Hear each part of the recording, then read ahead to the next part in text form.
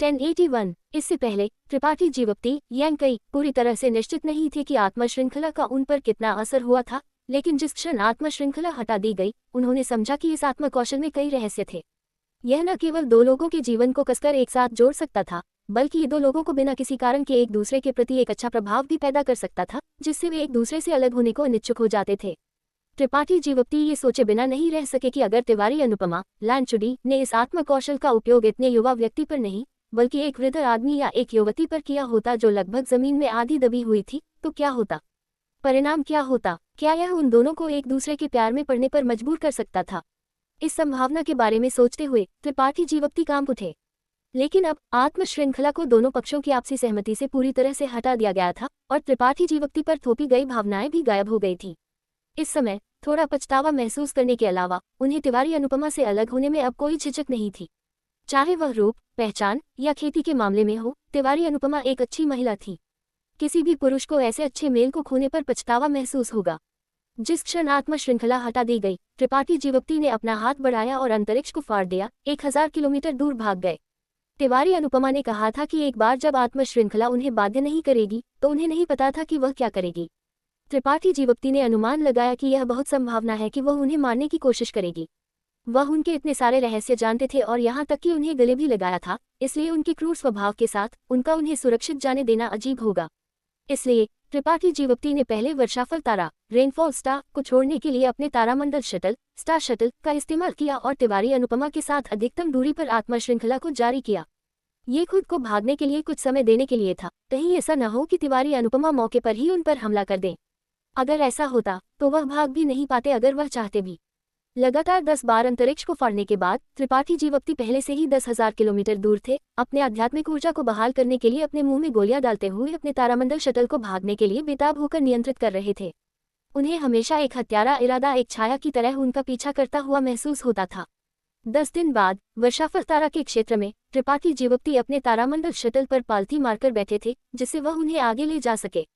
तारामंडल शटल को त्रिपाठी जीवप्ती द्वारा एक तारे से अंकित किया गया था और अब एक दूर की स्थान की ओर बढ़ रहा था। वर्षाफल तारा बहुत पहले ही गायब हो चुका था और पीछे देखने पर त्रिपाठी जीवप्ती को केवल चमकते तारे ही दिखाई दे रहे थे। बिना किसी पीछा के 10 दिन से अधिक दौड़ने के बाद त्रिपाठी जीवप्ती को लगा कि उन्हें सुरक्षित होना चाहिए, अन्यथा तिवारी अनुपमा की पकड़ में मौजूद संसाधनों के साथ उन्हें अब तक पकड़ लिया जाना चाहिए था। उन्होंने ये भी सोचा था कि वह भाग सकते हैं, अगर उन्हें मजबूर किया जाता है तो वह बस शून्य में छिप सकते हैं और कभी बाहर नहीं निकल सकते। तिवारी अनुपमा उन्हें पकड़ नहीं पाती। जैसे ही उन्होंने राहत की सांस ली, त्रिपाठी जीवप्ती ने महसूस किया कि कई जीवन शक्तियां उनकी दिव्य चेतना डिवाइन सेंस की सीमा में टूट गई हैं। त्रिपाठी जीवप्ती की दिव्य चेतना, जिसमें अंतरिक्ष की सूक्ष्म शक्ति शामिल थी, जल्दी से पीछे हट गई और इससे पहले कि ये लोग ध्यान दे पाते, त्रिपाठी जीवप्ती ने पहले ही उनकी जानकारी पकड़ ली थी। 3 लोग, 3 प्रथम कोटि संत सम्राट, फर्स्ट ऑर्डर सेंट किंग्स, उनमें से प्रत्येक एक तारामंडल शटल को नियंत्रित कर रहा था और तेजी से उनकी ओर उड़ रहा था। त्रिपाठी जीवप्ती महसूस कर सकते थे कि वे अब काफी समय से वर्षाफल तारा के क्षेत्र से उड़ रहे थे। उनमें से प्रत्येक बहुत अधिक ऊर्जा का उपभोग कर रहा था। क्या वे तिवारी अनुपमा द्वारा भेजे गए थे या वे बस गुजर रहे थे? त्रिपाठी जीवप्ती बता नहीं सकते थे, इसलिए उन्होंने चुपचाप अपनी आभा को छिपा लिया और एक अलग दिशा में उड़ान भरी। इन 3 लोगों से बचने और कोई अनावश्यक परेशानी पैदा न करने की तैयारी कर रहे थे। लेकिन उनके आश्चर्य के लिए, यहाँ तक कि लगातार कई बार दिशा बदलने के बाद भी वे 3 अभी भी एक टासल हड्डी में कीटों की तरह उनका पीछा कर रहे थे, जिन्हें हिलाया नहीं जा सकता था। इसके अलावा जैसे जैसे समय बीतता गया, उनके बीच की दूरी करीब और करीब होती गई। इस बिंदु पर अगर त्रिपाठी जीवप्ती अभी भी इन 3 लोगों के उद्देश्य को नहीं समझते, तो वह इतने सालों तक व्यर्थ में जीते थे। ये 3 लोग निश्चित रूप से तिवारी अनुपमा द्वारा भेजे गए पीछा करने वाले थे, अन्यथा उनका लक्ष्य इतना स्पष्ट नहीं होता। अपने तारामंडल शटल के ऊपर बैठे त्रिपाठी जीवप्ती ने अपनी आंखें संकीर्ण की और अपने पीछे घूरा, आगे बढ़ना जारी नहीं रखा। तिवारी अनुपमा का इससे क्या मतलब था? 3 प्रथम कोटि संत सम्राट उन्हें पकड़ना चाहते थे। वह उनकी शक्ति से अच्छी तरह से वाकिफ थी। जल चंद्रमा तारा वाटर मून स्टार पर वापस उन्होंने एक द्वितीय कोटि संत के रूप में एक संत सम्राट कोटि सेंट किंग रेल्म की खेती करने वाले को मार डाला था। अब जब वह तृतीय कोटि संत कोटि थर्ड ऑर्डर सेंट रेल्म तक पहुंच गए थे, तो उन्हें पकड़ने के लिए 3 ऐसे खेती करने वाले कैसे पर्याप्त हो सकते थे? ऐसा नहीं था कि उनके आदेश के तहत उनके पास एक मजबूत खेती करने वाला नहीं था। शमशेर राणा टूफंग और राज अमृत बहादुर टैंग यूजियान दोनों उत्पत्ति वापसी कोटि ओरिजिन रिटर्निंग रेल्म के मालिक थे, जबकि शाखा में बहुत सारे द्वितीय या तृतीय कोटि संत सम्राट थे। जब तक वह आदेश देती, शमशेर राणा के पास आने के अलावा कोई विकल्प नहीं होता। लेकिन उन्होंने केवल 3 प्रथम कोटि खेती करने वालों को भेजा था। क्या वह इन 3 लोगों के जीवन का उपयोग करके उनसे साफ अलग होना चाहती थी, अपनी आंतरिक सोच और दृढ़ संकल्प को व्यक्त करने के लिए? यह उनके स्वभाव के अनुरूप था। उनके इरादों को समझते हुए त्रिपाठी जीवप्ती मुस्कुराए। ये भी अच्छा था, तिवारी अनुपमा के कार्यों ने उनके दिल में पछतावे का आखिरी निशान गायब कर दिया था। अगर वे भविष्य में कभी फिर से मिलते तो त्रिपाठी जीवप्ती का मानना था कि तिवारी अनुपमा निश्चित रूप से अपनी पिछली शर्म को धोने के लिए उन्हें मारने की कोशिश करेगी। वह उनके प्रति फिर कभी इतनी आकर्षक तरह से कार्य नहीं करेगी। हालांकि त्रिपाठी जीवप्ती ने पहले ही इस महिला के साथ फिर से कुछ भी न करने का मन बना लिया था, इसलिए भविष्य में उनके बीच कोई और बातचीत नहीं होगी। त्रिपाठी जीवप्ती जगह पर बैठे रहे जबकि 3 पुरुषों की दिव्य चेतना ने उनके आसपास के क्षेत्र को स्तब्धता में झाड़ा, स्पष्ट रूप से उनके अस्तित्व से अनजान थे। ये तब तक नहीं हुआ जब तक वे करीब नहीं आए कि उन तीनों ने एक नई दुनिया की खोज की और उत्साहित हो गए। जल्दी से त्रिपाठी जीवप्ती से अपनी दिव्य चेतना को वापस ले लिया और उड़ान भरी। इन 3 मूर्खों को अपने ठीक सामने खड़े देखकर, उन्हें एक त्रिकोणीय गठन में घेरकर, उनमें से प्रत्येक शिकायत और क्रोध की अभिव्यक्ति पहने हुए, त्रिपाठी जीवप्ती जानते थे कि तिवारी अनुपमा ने जानबूझकर उनके लिए चीजों को मुश्किल बना दिया था और उनके पास आने के अलावा कोई विकल्प नहीं था। चूंकि तिवारी अनुपमा ने उन्हें यहाँ मरने के लिए भेजा था, इसलिए उन्होंने निश्चित रूप से इस महिला को भड़काने के लिए कुछ किया होगा और उन्हें नाखुश किया होगा। त्रिपाठी जीवप्ती उनसे परिचित नहीं थे और उन्हें पहले कभी देखा भी नहीं था, इसलिए स्वाभाविक रूप से उन्हें मारने के लिए कोई मनोवैज्ञानिक बोझ महसूस नहीं हुआ। छोटे बच्चे, तिवारी अनुपमा के तृतीय युवा स्वामी की महिला को छूने की हिम्मत करना, तुम काफी साहसी हो, है ना? हालांकि उस महिला में कुछ भी अच्छा नहीं है, जिससे पिता को बहुत असहज महसूस होता है। उसकी पहचान कुछ ऐसी नहीं है जिसे तुम्हारे जैसे कचरे का टुकड़ा छू सके। हम भाइयों को तुम्हें जिंदा वापस लाने के आदेश मिले हैं, इसलिए अगर तुम आज्ञाकारी ढंग से सहयोग करते हो तो हम ये सुनिश्चित करेंगे कि तुम्हें कम दर्द हो, अन्यथा हम तुम्हारी बाहों और पैरों को तोड़ देंगे और तुम्हें जीवन या मृत्यु की स्थिति का सामना करवाएंगे। बाएं तरफ के एक हटे कट्टे आदमी ने चिल्लाया। लानत है, पिता इतने सालों तक जीवित रहे हैं फिर भी कभी भी तारामंडल शटल को तारामंडल में नहीं उड़ाया है। इस बार मैंने उस महिला के हाथों इतना बड़ा नुकसान उठाया है। लड़के, तुम मुझे कैसे क्षतिपूर्ति करने जा रहे हो? उसके सामने का युवा व्यक्ति भी त्रिपाठी जीवप्ती पर घूरा। उसकी आंखें क्रोध से भरी हुई थी, जाहिर तौर पर उन्हें अपनी पीड़ा के लिए दोष दे रहा था। तारामंडल शटल को तारामंडल के माध्यम से उड़ाना एक सुखद अनुभव नहीं था। आमतौर पर वे खेती तारा से आने जाने के लिए एक तारा जहाज लेंगे, कभी कभी कुछ खोजपूर्ण कार्य करेंगे, लेकिन उन्हें वापस लौटने में केवल 3 से 5 दिन लगेंगे। लेकिन इस बार उन्होंने त्रिपाठी जीवप्ती का पीछा 10 दिन से अधिक किया था। वे सभी थके हुए थे और भारी मात्रा में सेंट क्रिस्टल्स का उपभोग कर रहे थे। इस तरह का नुकसान स्वाभाविक रूप से त्रिपाठी जीवप्ती के सिर से वसूल किया जाना था। हे, उस महिला ने हम तीनों को केवल इस छोटे बच्चे को वापस लाने के लिए कहा, लेकिन उसने उसकी चीजें वापस लेने के बारे में कुछ नहीं कहा। मैंने सुना है कि इससे पहले कि वह भागने की योजना बना रहे थे, उन्होंने उस महिला के नाम का उपयोग करके शमशेर राणा और राज अमृत बहादुर को भंडारगृह खोलने के लिए कहा और वहां से बहुत सारी अच्छी चीजें ले लीं, अकेले 50,000 उच्च कोटि संत क्रिस्टल। आखिरी आदमी ने लालच से कहा। सच में? हटे कट्टे आदमी और युवा व्यक्ति दोनों ने त्रिपाठी जीवप्ती की उंगली पर अंतरिक्ष अंगूठी की ओर अपनी आंखें डाली। उनकी आंखें आग उगल रही थी। 50,000 संत क्रिस्टल एक छोटी संख्या नहीं थी, इसलिए वे तीनों बेहद लुभाए गए थे। हाँ, मैंने 50,000 संत क्रिस्टल लिए। त्रिपाठी जीवप्ती हंसे, अपने हाथ पर अंगूठी उठाते हुए, और कहा, ये सब अंदर है। हाँ, कुछ संत सम्राट ग्रेड की जड़ी बूटियां और 5 तत्व अयस्क भी हैं। कुल मूल्य शायद 1 लाख संत क्रिस्टल से कम नहीं है। उनके कहने पर, चाहे वह कोई भी हो, वे तीनों जोर से सांस लिए बिना नहीं रह सके। उनकी आंखों में लालच और लोभ इतना मजबूत हो गया कि उसे दूर करना लगभग असंभव था। छोटे बच्चे, वह अंगूठी सौंप दो और मैं तुम्हारे सिर पर एक भी बाल को नुकसान न पहुंचाने का वादा करता हूँ, बशर्ते तुम सहयोग करो। हटे कट्टे आदमी ने त्रिपाठी जीवप्ती की ओर अपना हाथ बढ़ाया और चिल्लाया, तुम इसे चाहते हो? मेरे प्रश्न का उत्तर दो। त्रिपाठी जीवप्ती मुस्कुराए। अगर तुम्हारे पास कुछ कहने के लिए है तो कहो। जल्दी करो और इस मामले को खत्म करो ताकि हम जल्द से जल्द वापस जा सके। मैं यहाँ एक पल और नहीं रहना चाहता, हटे कट्टे आदमी ने अधीरता से कहा। तारामंडल शटल को तारामंडल के माध्यम से उड़ाना बहुत खतरनाक था। यह न केवल हर समय अपनी शक्ति का उपभोग कर रहा था, बल्कि तारामंडल के तूफान और तेजी से चलने वाले क्षुद्र ग्रह भी थे। यदि कोई सावधान नहीं था तो कोई भी उनमें से एक से आसानी से टकरा सकता था, जिससे किसी का जीवन खतरे में पड़ सकता था। इस बार अगर उस महिला के दबाव के लिए नहीं होता तो इनमें से कोई भी इस तरह के मुश्किल काम को स्वीकार करने को तैयार नहीं होता। यहाँ तक कि शमशेर राणा भी उस बदबूदार महिला से नाराज हो गए थे। ये देखकर कि त्रिपाठी जीवप्ती सहयोग करना चाहते थे, हटे कट्टे आदमी ने जल्दी से उन्हें उत्साहित किया। तुमने मुझे कैसे ढूंढा? ऐसा नहीं है कि मैं तुम्हें कम आंक रहा हूँ, ये सिर्फ इतना है कि तुम तीनों की क्षमता के साथ तुम मुझे इतनी सटीकता से ट्रैक नहीं कर सकते थे, त्रिपाठी जीवप्ती ने उत्सुकता से पूछा। वे तीनों ने एक दूसरे को देखा और अर्थपूर्ण ढंग से मुस्कुराए। हटे कट्टे आदमी ने कुछ भी छिपाने की कोशिश नहीं की, अपना हाथ पलटते हुए और अपनी हथेली में एक रंगीन फीता बुलाते हुए। ये फीता उनके द्वारा बाहर फेंका गया था और किसी प्रकार की शक्ति से आकर्षित होता हुआ लग रहा था, सीधे त्रिपाठी जीवप्ती की ओर उड़ रहा था। त्रिपाठी जीवप्ती का चेहरा थोड़ा बदल गया और उन्होंने जल्दी से फीते को अपने हाथ में पकड़ लिया। इसमें अभी भी हिम चंद्रमा, स्नो मून की मीठी खुशबू बाकी थी। बस इस पर भरोसा करके त्रिपाठी जीवप्ती ने भान से कुड़ी, ये क्या है? तुम मुझसे पूछ रहे हो, लेकिन मुझे किससे पूछना चाहिए? हठे कट्टे आदमी मुस्कुराया। हमारे जाने से पहले उस महिला ने इसे मुझे दिया, कहते हुए कि अगर मैं इसके मार्गदर्शन का पालन करता हूँ तो मैं तुम्हारी जगह को ढूंढने में सक्षम हो जाऊंगा। हमने तुम्हें ट्रैक करने में सक्षम होने का कारण ये था।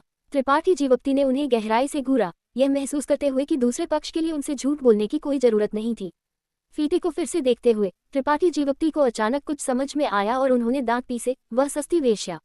इस पल त्रिपाठी जीवप्ती को अचानक समझ में आया कि समस्या कहाँ थी। वह महिला वास्तव में एक षड्यंत्रकारी व्यक्ति कहलाने के योग्य थी। बिछड़ने से पहले एक सरल बातचीत का उपयोग वास्तव में उनके द्वारा इस हद तक किया गया था। उस समय हिम चंद्रमा द्वारा तैयार की गई शराब सिर्फ एक धुआं था, उसमें वास्तव में कोई दवा नहीं थी। ये सिर्फ त्रिपाठी जीवप्ती की नसों को सुन्न करने के लिए था। उनका असली उद्देश्य दुख और गुस्से में चिल्लाते हुए उनकी गर्दन को काटना था। जब उन्होंने उन्हें काटा तो उन्होंने निश्चित रूप से उनके शरीर पर कुछ अज्ञात किया होगा, अन्यथा वह केवल एक फीते से उनकी जगह को कैसे निर्धारित कर सकती थी। एपिसोड 1082 तीनों लोगों द्वारा उसका पीछा करने के लिए इस्तेमाल की जाने वाली पद्धति का पता लगाने के बाद त्रिपाठी जीवप्ती शांत हो गए। जब तक वह तरीका जानते थे, उसे हल करना मुश्किल नहीं होगा। त्रिपाठी जीवप्ती ने लापरवाही से रंगीन रिबन को अपने अंतरिक्ष वलय में रखा और उदासीनता से तीनों लोगों को घूरने लगे। चूंकि ज़ुयू ने पहले ही अपनी स्थिति और रवैया स्पष्ट कर दिया था, त्रिपाठी जीवप्ती को उसी तरह जवाब देना चाहिए और इस मामले को उसके साथ निपटाना चाहिए। एक जोरदार चिल्लाहट के साथ बाईं ओर के बड़े आदमी ने अचानक अपनी शक्ति को आगे बढ़ाया। जाहिर तौर पर त्रिपाठी जीवप्ती की आंखों में हत्या के इरादे से अवगत था और उसने पहल करने में संकोच नहीं किया। अन्य दो ने कोई हरकत नहीं की, बस अपनी बाहों को पार किया और मुस्कुराते हुए शो देखने लगे। त्रिपाठी जीवप्ती के कुचले जाने के दुखद दृश्य का आनंद लेने की तैयारी कर रहे थे। उनकी राय में त्रिपाठी जीवप्ती केवल एक तीसरी कोटि संसाधक थे, इसलिए तीनों में से कोई भी उन पर हमला करता, वे आसानी से उन्हें नीचे गिरा सकते थे। उनके हारने का कोई कारण नहीं था। बड़े आदमी के शरीर से एक मोटा और भारी आभा फूट पड़ी, जिससे पूरा तारा क्षेत्र अजीब हो गया। सभी दिशाओं से एक बड़ा दबाव त्रिपाठी जीवप्ती पर पड़ा, हर एक सुनामी जितना भयानक था। त्रिपाठी जीवप्ती की हड्डियां तुरंत टूटने लगी, जैसे कि वे कुचली जाने वाली हों। बड़े आदमी ने भयंकर रूप से दांत पीसे क्योंकि उसके पीछे एक प्रेत दिखाई दिया। ये प्रेत तेजी से आकार में बढ़ा और पलक झपकते ही 300 मीटर ऊंचे एक विशालकाय में बदल गया। इस विशालकाय ने पीले रंग की ऊर्जा में लिपटे एक पैर को उठाया और त्रिपाठी जीवप्ती की ओर नीचे गिरा दिया। विशालकाय की आंखों से एक आत्मा को बुझाने वाला दबाव बाहर निकला और त्रिपाठी जीवप्ती के ज्ञान सागर को लक्षित किया। जैसे ही उसने देखा कि दूसरा पक्ष एक आत्मकौशल का उपयोग कर रहा है, त्रिपाठी जीवप्ती मुस्कुराए और शांति से अपनी जगह पर खड़े रहे। न तो चकमा दे रहे थे और न ही बच रहे थे, बस इस आत्मकौशल के उनके शरीर पर आक्रमण करने का इंतजार कर रहे थे।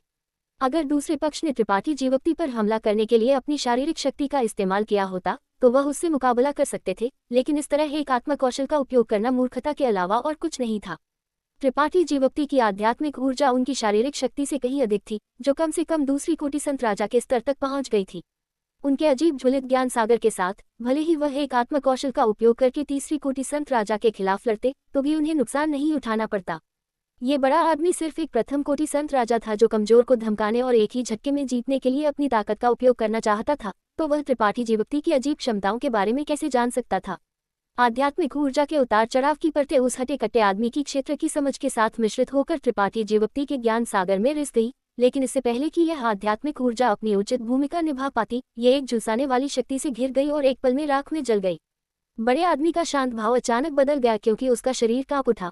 उसकी पुतलियां एक सुई के आकार तक सिकुड़ गईं और उसका चेहरा अचानक पीला पड़ गया। त्रिपाठी जीवप्ती के ज्वलित ज्ञान सागर और उसकी अपनी ताकत के अजीब संयोजन ने बड़े आदमी को एक पल में बड़ा नुकसान पहुंचाया था। आध्यात्मिक ऊर्जा जिसने त्रिपाठी जीवप्ती के ज्ञान सागर पर आक्रमण किया था, तुरंत क्षतिग्रस्त हो गई और बड़े आदमी को अपने सिर में एक तीव्र दर्द महसूस हुआ, जिससे उसके लिए सोचना लगभग असंभव हो गया। जैसे ही बड़ा आदमी चिल्लाया, त्रिपाठी जीवप्ती के हाथ में एक काले दानवी ज्वाला में ढका हुआ भाला दिखाई दिया और इससे पहले कि बड़ा आदमी प्रतिक्रिया कर पाता, त्रिपाठी जीवप्ती ने उसे उसकी ओर फेंक दिया। शिव, हवा के माध्यम से कुछ टूटने की आवाज आई। आ रहे संकट को भांपते हुए बड़े आदमी ने अपनी रक्षा के लिए सहज रूप से अपनी शक्ति को आगे बढ़ाया। अपने सामने एक संत राजा मध्यकोटि रक्षात्मक कलाकृति को बुलाया। ये कलाकृति एक छाते के आकार की थी और जैसे ही यह घूमती थी, ये कई हमलों को दर्शाने में सक्षम थी। बड़े आदमी ने इस छाते वाली कलाकृति पर भरोसा करके कई घातक हमलों को रोका था। उसने माना कि इस बार भी कोई अपवाद नहीं होगा। जब तक वह इस हमले को रोक सकता था, वह जीवित रहने में सक्षम होगा। उसके अभी भी 2 साथी थे जिन्होंने अभी तक कोई हरकत नहीं की थी। छाती के आकार की कलाकृति ने वह सुरक्षात्मक भूमिका नहीं निभाई जो उसे निभानी चाहिए थी, और दानवी ज्वाला से जलता हुआ भाला उसी क्षण गायब हो गया जब त्रिपाठी जीवप्ती ने हमला किया। अगले ही पल यह अजीब तरह से बड़े आदमी के सामने 3 इंच पर फिर से प्रकट हुआ। भाले ने अंतरिक्ष की मोहर को तोड़ दिया और धीरे धीरे शून्य से थोड़ा थोड़ा करके फिर से प्रकट हुआ। जैसे ही हट्टा कट्टा आदमी दहशत में चिल्लाया, इसने उसके शरीर को छेद दिया जो सोने और पत्थर जितना कठोर था। भाले से गर्मी और ठंड का एक परिवर्तनशील एहसास फैल गया क्योंकि काले दानवी ज्वाला उसके पूरे शरीर पर प्रज्वलित हो गई। हड्डी को हिला देने वाली ठंड और राक्षसी गर्मी के विरोधाभासी संयोजन ने बड़े आदमी के लिए खुद का बचाव करना असंभव बना दिया। कोई फर्क नहीं पड़ता कि उसने अपनी शक्ति को कैसे आगे बढ़ाया, वह अपने शरीर पर दानवी ज्वाला को बुझा नहीं सका, केवल इसे और मजबूत होने दे रहा था। ये दानवी ज्वाला अपने रास्ते में सब कुछ जलाने में सक्षम लगती थी। बड़े आदमी के कपड़े, मांस और यहाँ तक कि उसकी संत शक्ति भी ईंधन में बदल गई, जिससे दानवी ज्वाला और भी भयंकर रूप से जलने लगी। हट्टा कट्टा आदमी पूरी तरह से जलता हुआ काला आग का गोला बन गया था। वह चीखता और कराहता रहा, एक बिना सिर वाली मक्खी की तरह। उसने तारामंडल में बेतरतीब ढंग से हमला किया और दूर भागता चला गया। जल्द ही वह कहीं दिखाई नहीं दिया। किनारे से शो देख रहे अन्य 2 लोगों के भाव बदल गए। अब वे पहले जितने शांत नहीं लग रहे थे। हर किसी के भाव अत्यधिक गंभीर थे क्योंकि उनकी आंखों की गहराई में भय और आतंक की गहरी भावना दिखाई दी। ऐसा नहीं था कि वे अपनी खुद की कोटि से ऊपर लड़ने के बारे में नहीं जानते थे। हिंगलुओ वाणिज्य मंडल की शाखा के एक साधक बनने वाला कोई भी व्यक्ति मूल रूप से अपने स्वयं के अद्वितीय कौशल रखता था और अपनी खुद की कोटि से ऊपर लड़ सकता था, लेकिन भले ही वे जीत जाते, यह एक दुखद जीत होती। एक कोटि के अंतर के साथ पलक झपकते ही एक उच्च स्तरीय मार्शल कलाकार को मारना एक ऐसी चीज थी जिसके बारे में उन्होंने सोचना भी नहीं चाहा था। लेकिन अब यह उनकी नाक के नीचे हो रहा था। उन्होंने तुरंत त्रिपाठी जीवप्ती के आतंक का एहसास किया और जान लिया कि उन्होंने इस बार एक असाधारण कार्य लिया था। बिना किसी चर्चा या नजर के आदान प्रदान के उन दोनों ने एक ही समय में त्रिपाठी जीवप्ती पर हमला किया, पीछे हटने की हिम्मत नहीं की। वे बस जल्द से जल्द त्रिपाठी जीवप्ती से छुटकारा पाना चाहते थे। उनमें से एक ने ढोल के आकार की एक कलाकृति निकाली और त्रिपाठी जीवप्ती की ओर दौड़ते हुए उसने अपने हाथ में ढोल की छड़ी से ढोल पर वार किया। डोंग, गहरी आवाज तारा क्षेत्र के सबसे गहरे हिस्से तक फैलती हुई लग रही थी, जिसके साथ एक मोटा हत्यारा इरादा त्रिपाठी जीवप्ती की ओर बढ़ रहा था। त्रिपाठी जीवप्ती ने अपना बायां हाथ खोला और अपने सामने भव्य स्वर्गीय ढाल को संघनित किया, लेकिन अदृश्य हमला पहले ही आ चुका था। ढाल को एक भयंकर हमले से मारा गया था। ढाल की सतह भयंकर रूप से अंदर की ओर धंस गई थी और लगभग टूट गई थी। दूसरे व्यक्ति ने अपने हाथ में एक लंबी तलवार पकड़ी हुई थी। उसकी तलवार का इरादा विस्मयकारी था। लंबी तलवार से एक इंद्रधनुष प्रकाश बाहर निकला, जो ढोल के ध्वनि तरंग हमले के साथ समन्वय स्थापित कर रहा था, हताश होकर त्रिपाठी जीवप्ती पर हमला कर रहा था। भव्य स्वर्गीय ढाल 3 सांसों से भी कम समय तक चली और फिर चकनाचूर हो गई। संत राजा अब छोटी मोटी चीजें नहीं थे। उनमें से हर एक ने अनगिनत जीवन या मृत्यु की लड़ाई का अनुभव किया था और अपनी वर्तमान स्तर की ताकत हासिल करने के लिए अनगिनत वर्षों तक कष्टपूर्वक खेती की थी। इन दोनों के सर्वांगीण हमले का सामना करते हुए त्रिपाठी जीवप्ती ने थोड़ी सी भी लापरवाही दिखाने की हिम्मत नहीं की। उनके पूरे शरीर पर दानवी ज्वालाएं उमड़ पड़ी क्योंकि उनके पीछे एक पिच ब्लैक ड्रैगन दिखाई दिया। एक गगनभेदी ड्रैगन की दहाड़ के साथ ड्रैगन ने अपना सिर हिलाया और अपनी पूंछ हिलाई। उसकी आंखें घरों से भी बड़ी थी क्योंकि उसने आक्रामक रूप से उन दोनों लोगों का स्वागत किया जो उसकी ओर झपट रहे थे। त्रिपाठी जीवप्ती ड्रैगन के सिर के ऊपर कदम रखा क्योंकि आध्यात्मिक ऊर्जा का एक विशाल समुद्र दोनों पुरुषों की ओर भागा। उनके हाथ भी बेकार नहीं थे, लगातार अपनी संत शक्ति को संघनित कर रहे थे और अपने 9 स्वर्ग दिव्य कौशल का उपयोग कर रहे थे जिसमें अंतरिक्ष के रहस्य शामिल थे। रहस्यमय स्वर्गीय तलवार, स्वर्गदंड भाला, स्वर्गाच्छादन हस्त, प्रत्येक प्रहार ने अंतरिक्ष की घेराबंदी को तोड़ दिया, इच्छा शक्ति से गायब हो रहा था और फिर से प्रकट हो रहा था, जिससे इन दोनों के लिए बचाव करना असंभव हो गया। इतने लंबे समय तक खेती करने के बाद त्रिपाठी जीवप्ती ने भी एक बात का पता लगा लिया था, और वही ये था कि अच्छे और बुरे मार्शल कौशल के बीच कोई सख्त अंतर नहीं था। जैसे जैसे किसी की शक्ति बढ़ती गई और उनकी शक्ति के रहस्यों की समझ बढ़ती गई, कम स्तर के मार्शल कौशल भी एक बड़ी भूमिका निभा सकते थे। मार्शल कौशल कलाकृतियों की तरह नहीं थे। एक कम स्तर की कलाकृति एक कम स्तर की कलाकृति थी। ये कभी भी एक उच्च स्तरीय कलाकृति नहीं बन सकती थी, नहीं ये उच्च स्तरीय लड़ाइयों का सामना कर सकती थी। मार्शल कौशल दूसरी ओर किसी की ताकत का लचीला उपयोग थे। यहाँ तक कि किसी की खेती के अंत में भी मार्शल कौशल की कोई आवश्यकता नहीं थी। जब तक किसी के पास अपनी खुद की ताकत पर पर्याप्त नियंत्रण था, वे लड़ाई बढ़ने के साथ स्थिति के अनुकूल हो सकते थे। मार्शल कौशल का विकास केवल साधक के लिए एक मानक निर्धारित करने के लिए था, जिससे उन्हें मार्शल कौशल के उपयोग के माध्यम से अपनी खुद की ताकत के रहस्यों को समझने की अनुमति मिलती थी।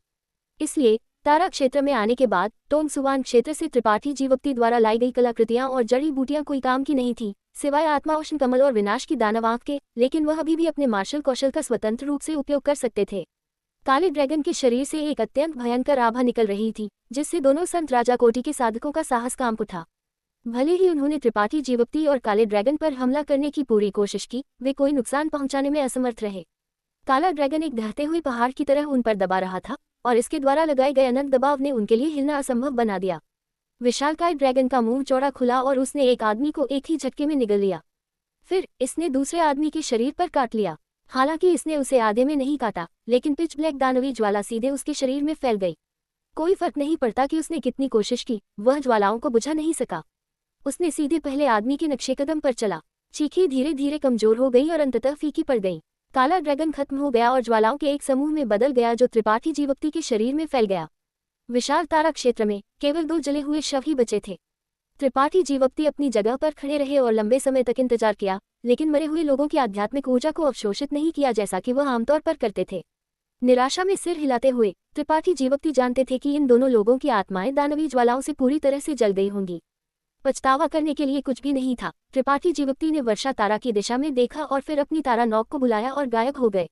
वर्षा तारा हेंगलुओ वाणिज्य मंडल की शाखा के महल के अंदर जू यू, जो एक चमकीले लाल रंग की महल की पोशाक पहने हुए थी, ने अपनी खूबसूरत आंखें बंद कर ली और एक कुर्सी पर गतिहीन बैठी रही। उसका सुंदर चेहरा भावहीन था और कोई नहीं बता सकता था कि वह खुश थी, गुस्से में थी या दुखी थी। हालिका, लिनमू फैंग और मध्यम आयु वर्ग की महिला सभी पास में खड़े थे, समय समय पर एक दूसरे को देख रहे थे, लेकिन उनमें से किसी ने भी बोलने की हिम्मत नहीं की। हॉल का माहौल अत्यधिक दमनकारी था। उनमें से कोई नहीं जानता था कि क्या हुआ था। जू यू ने वास्तव में त्रिपाठी जीवप्ती के जाने के बाद उसका पीछा करने के लिए 3 प्रथम कोटि संत राजा साधकों को भेजा था। त्रिपाठी जीवप्ती ने जू यू को जगाने के लिए लगभग 1 साल तक कड़ी मेहनत की थी। हालिका और अन्य सभी ने इसे देखा था, इसलिए वे वास्तव में समझ नहीं पा रहे थे कि यह स्वामी और सेवक की जोड़ी क्या कर रही थी। वे दुश्मन कैसे बन गए थे? क्या ऐसा हो सकता है कि छोटी सी नटखट ने उसे छोड़ दिया हो? हालिका और अन्य सभी को यह अनुमान था। उसके ऊपर वृद्धजों को इस मामले की बिल्कुल भी परवाह नहीं लगती थी। शाखा के तीनों नेता चिंता से मर रहे थे। जैसे ही वे सोच रहे थे, हालिका का चेहरा अचानक बदल गया और उसने अपने अंतरिक्ष वलय से एक लकड़ी का टोकन निकाला। एक पल के लिए ध्यान से उसकी जांच की, फिर अपनी मुट्ठी को झुकाया और कहा, स्वामी जू, हे यंग और अन्य 2 मर चुके हैं। जू यू की खूबसूरत आंखें धीरे धीरे खुल गई, लेकिन वह बिल्कुल भी आश्चर्यचकित नहीं लग रही थी। उसकी भौहें भी इस पल में शिथिल हो गईं, जैसे कि उसने कुछ भारी बोझ डाल दिया हो और एक लंबी आह भरी। एपिसोड 1083। उन तीनों लोगों की मौत के बारे में जानने के बाद जिन्हें उसने बाहर भेजा था, जू यू ने कुछ नहीं कहा, बस खड़ी हो गई और अपने कमरे की ओर चली गई। स्वामी जू, हालिका आगे बढ़ा और चिल्लाया। जू यू रुकी और उसे ठंडी नजरों से घूरने के लिए मुड़ी। हालिका उसकी आंखों में खूबसूरत सितारों को घूरते हुए घबराकर कुछ भी नहीं कर पा रहा था। वह घबराकर घूंट निगल गया। उसे नहीं पता था क्यों, लेकिन उसने उन आंखों में जू यू के तीसरे युवा स्वामी की परछाई देखी। वर्षा तारा की शाखा के प्रभारी व्यक्ति के रूप में हालिका ने स्वाभाविक रूप से जू यू के तीसरे युवा स्वामी को देखा था और उनके तरीकों का भी अनुभव किया था, इसलिए वह इस नज़र से बहुत परिचित थे। ये स्पष्ट रूप से जू यू के तीसरे युवा स्वामी के चेहरे पर गुस्से में होने पर नजर थी।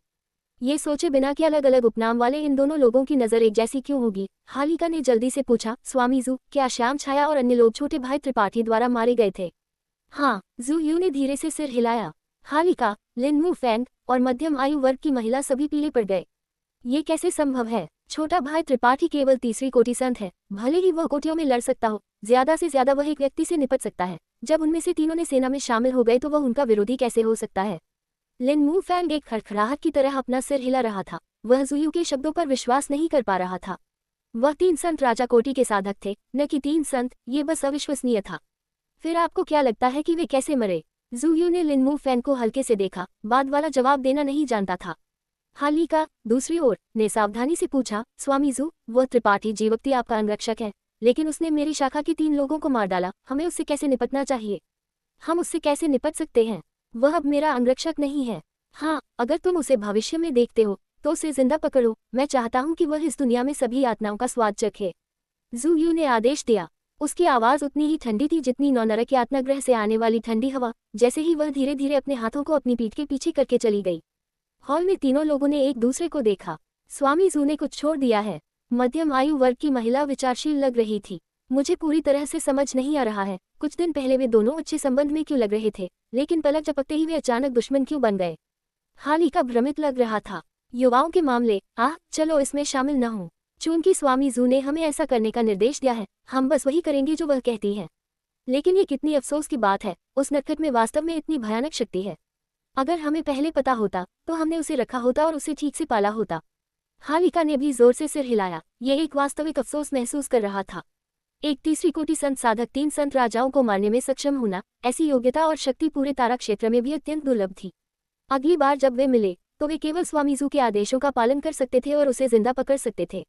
विशाल तारा क्षेत्र टिमटिमाते सितारों से भरा हुआ था, जैसे खूबसूरत आंखें जो केवल बोलना जानती थी। त्रिपाठी जीवप्ती अब आधे साल से तारा क्षेत्र में भटक रहे थे। वर्षा तारा छोड़ने के बाद से वह एक और खेती तारा की ओर बढ़ रहे थे। उनके ज्ञान सागर के ऊपर तारा सरनी ने उन्हें बहुत सुविधा प्रदान की थी। कम से कम वह जानते थे कि उनका लक्ष्य कहाँ था और तारा क्षेत्र में खो नहीं जाएंगे। अगर कोई और होता तो आधे साल तक तारा क्षेत्र के माध्यम से एक तारा नौक उड़ाते हुए वे शायद बहुत पहले ही रास्ता भटक गए होते। हालांकि त्रिपाठी जीवप्ती, जिन्होंने तारा सरनी में महारत हासिल कर ली थी, उन्हें इस बारे में चिंता करने की जरूरत नहीं थी। खेती ताराओं के बीच की दूरी परिवर्तनशील थी। कुछ दूरियां कम थीं और 1 या 2 महीने में एक तारा नौक द्वारा पार की जा सकती थी, जबकि अन्य इतनी लंबी थी कि भले ही कोई एक तारामंडल पर निर्भर करता हो तो भी यात्रा में कई साल लग जाते। त्रिपाठी जीवप्ती का लक्ष्य अपेक्षाकृत दूर था। हालांकि आधा साल बीत चुका था, उनके अनुमान के अनुसार उन्हें अभी भी अपने गंतव्य तक पहुंचने में 3 महीने और लगेंगे। ये गरीबों का दुख था। एक तारामंडल खरीदने की क्षमता के बिना एक को संचालित करने के लिए पर्याप्त जनशक्ति नहीं थी, इसलिए एक तारा नौक के साथ तारा क्षेत्र के माध्यम से उड़ान भरना बहुत समय लेने वाला था। सौभाग्य से त्रिपाठी जीवप्ती ने इन दिनों को बर्बाद नहीं किया। स्वर्गीय आत्मा भूत ऑर्किड लगातार त्रिपाठी जीवप्ती को विश्व ऊर्जा को अवशोषित करने में मदद कर रहा था। तारा क्षेत्र की विश्व ऊर्जा बहुत पतली थी, इसलिए स्वर्गीय आत्मा भूत ऑर्किड ज्यादा भूमिका नहीं निभा सकता था। इस दौरान त्रिपाठी जीवप्ती अपनी खपत को बहाल करने और खेती करने के लिए उच्च कोटि संत क्रिस्टल पर निर्भर रहे थे। खेती करते समय उन्होंने रसायन विद्या का भी अध्ययन किया। उन्होंने वृद्धजोंग से प्राप्त पुस्तकों को कई बार पलटा था, विभिन्न आत्मा घास और आत्मा दवाओं के ग्रेड, प्रभाव, नाम और विशेषताओं को याद किया था। जोंगाओ के अपने आत्मा सरनी आरेखों का भी त्रिपाठी जीवप्ती द्वारा अच्छी तरह से अध्ययन किया गया था। इन सब का अध्ययन करने के बाद त्रिपाठी जीवप्ती ने अंतरिक्ष के रहस्यों का अध्ययन करना शुरू कर दिया। 3 संत राजा कोटि के साधकों के साथ लड़ाई ने उन्हें अंतरिक्ष के मार्ग के चमत्कारों की खोज करने की अनुमति दी थी। अंतरिक्ष का मार्ग त्रिपाठी जीवप्ती के दिव्य चेतना धागों से जुड़ा हुआ था, जिससे उन्हें अंतरिक्ष की बेड़ियों को तोड़ने और आगे बढ़ने की अनुमति मिलती थी, जिससे उन्हें आगे और अधिक गुप्त स्थानों का पता लगाने की अनुमति मिलती थी, जिससे दूसरों के लिए उनका पता लगाना मुश्किल हो जाता था। यहाँ तक कि अगर उनका पता लगाया जाता था तो दूसरों के लिए उनका पीछा करना और उनका पता लगाना असंभव होगा। त्रिपाठी जीवप्ती ने ये सब लंबे समय से समझा था। अब उन्होंने ये भी समझा कि अंतरिक्ष का मार्ग का उपयोग उनके सर्वशक्ति हमलों को बढ़ाने के लिए किया जा सकता है। उस लड़ाई में 9 स्वर्ग दिव्य कौशल ने अंतरिक्ष की बेड़ियों को तोड़ने और अजीब हमले शुरू करने के लिए अंतरिक्ष के मार्ग पर भरोसा किया था, जिसने दुश्मन को अप्रत्याशित रूप से पकड़ा था। इस अनजाने खोज ने उनकी युद्ध प्रभावशीलता को बढ़ा दिया था। जब वह दूसरी कोटि संत थे, जल चंद्रमा तारा पर, उन्होंने प्रथम कोटि संत राजा साधक से लड़ते हुए खुद को थका दिया था, लेकिन अब उसी कोटि के 3 साधकों को मारना उनके लिए बच्चों का खेल था। यह अंतरिक्ष के मार्ग का लचीले ढंग से उपयोग करने का लाभ था। स्वाभाविक रूप से त्रिपाठी जीवप्ती ने अंतरिक्ष के मार्ग का अधिक से अधिक लगन से अध्ययन करना शुरू कर दिया। रास्ते में त्रिपाठी जीवप्ती ने कई रहस्यों को समझा था और कई चीजें जो पहले समझना मुश्किल थी, अब अचानक स्पष्ट हो गईं, जिससे उन्हें बड़े उत्साह के साथ अंतरिक्ष के मार्ग की अपनी समझ को नियंत्रित करने की अनुमति मिली। जब से तारा क्षेत्र में प्रवेश किया, त्रिपाठी जीवप्ती को कई शक्तिशाली मास्टर्स का सामना करना पड़ा था, जिनमें वे भी शामिल थे जिन्होंने वास्तव में भव्य दिव्य तकनीक में महारत हासिल कर ली थी। त्रिपाठी जीवप्ती ने जल्दी से खुद और इन मास्टर्स के बीच विशाल अंतर का एहसास किया। अगर कोई एक जगह पर जड़ें जमाना और जीवित रहना चाहता था तो उसकी अपनी ताकत आवश्यक थी। सौभाग्य से उनके पास कई फायदे थे जो अन्य मैच नहीं कर सकते थे। ज्वलित ज्ञान सागर, दानव देव स्वर्ण रक्त, संत शक्ति का एक विशाल भंडार और उनकी योग्यता जिसे सीमा तक नियंत्रित किया गया था। इन विभिन्न लाभों ने त्रिपाठी जीवप्ती को आश्वस्त किया कि जब तक उन्हें पर्याप्त समय दिया जाता है, वह दुनिया के बाकी हिस्सों से ऊपर खड़े होने में सक्षम होंगे। वह इस रास्ते पर एक बार पहले भी चल चुके थे। टोंग सुवान क्षेत्र पर वह स्पष्टता से प्रसिद्धि तक गए थे, एक अकेले व्यक्ति से लाखों की कमान संभालने वाले मास्टर तक, इसलिए वह इससे अजनबी नहीं थे। अब त्रिपाठी जीवप्ती बस उस रास्ते पर फिर से चल रहे थे जो उन्होंने पहले लिया था, इसलिए हालांकि इसमें थोड़ा अधिक समय लगेगा, यह कोई बड़ी समस्या नहीं थी। तारा नौक तेजी से आगे बढ़ी और त्रिपाठी जीवप्ती ने कोई समय बर्बाद नहीं किया। एक निश्चित क्षण में त्रिपाठी जीवप्ती ने अचानक अपनी आंखें खोली और भौहें सिकुड़ी, क्योंकि उन्होंने एक तरफ देखा। उनके चेहरे पर आश्चर्य की एक झलक चमक उठी। एक दर्जन से अधिक नीली रोशनी बगल से तेजी से आ रही थी, प्रत्येक एक तारा नौक का प्रतिनिधित्व कर रही थी। वे हवा की तरह चले, जिसका नेतृत्व दानव जाति का एक आदमी कर रहा था जिसके सिर पर 2 सींग थे। त्रिपाठी जीवप्ती नहीं जानते थे कि वह किस शाखा से संबंधित था, लेकिन उसके गालों पर बाल बहुत रसीले थे, जिससे उसे एक अत्यंत मोटा सा रूप मिल रहा था। इस आदमी के चारों ओर विभिन्न जातियों के साधक जमा थे, उनमें से हर एक संत राजा कोटि के उतार चढ़ाव को बाहर निकाल रहा था, उनमें से हर एक अलग प्रकार की कलाकृति पकड़े हुए था, उनकी आंखें ठंडी थीं। त्रिपाठी जीवप्ती अपनी ही दुनिया में डूबे हुए थे, इसलिए जब तक उन्होंने उन्हें देखा और उनसे बचने की कोशिश की, तब तक बहुत देर हो चुकी थी। त्रिपाठी जीवप्ती को उम्मीद नहीं थी कि इस विशाल तारा क्षेत्र में उन्हें साधकों का एक समूह मिलेगा जो तारा नौकाओं का भी उपयोग करते थे।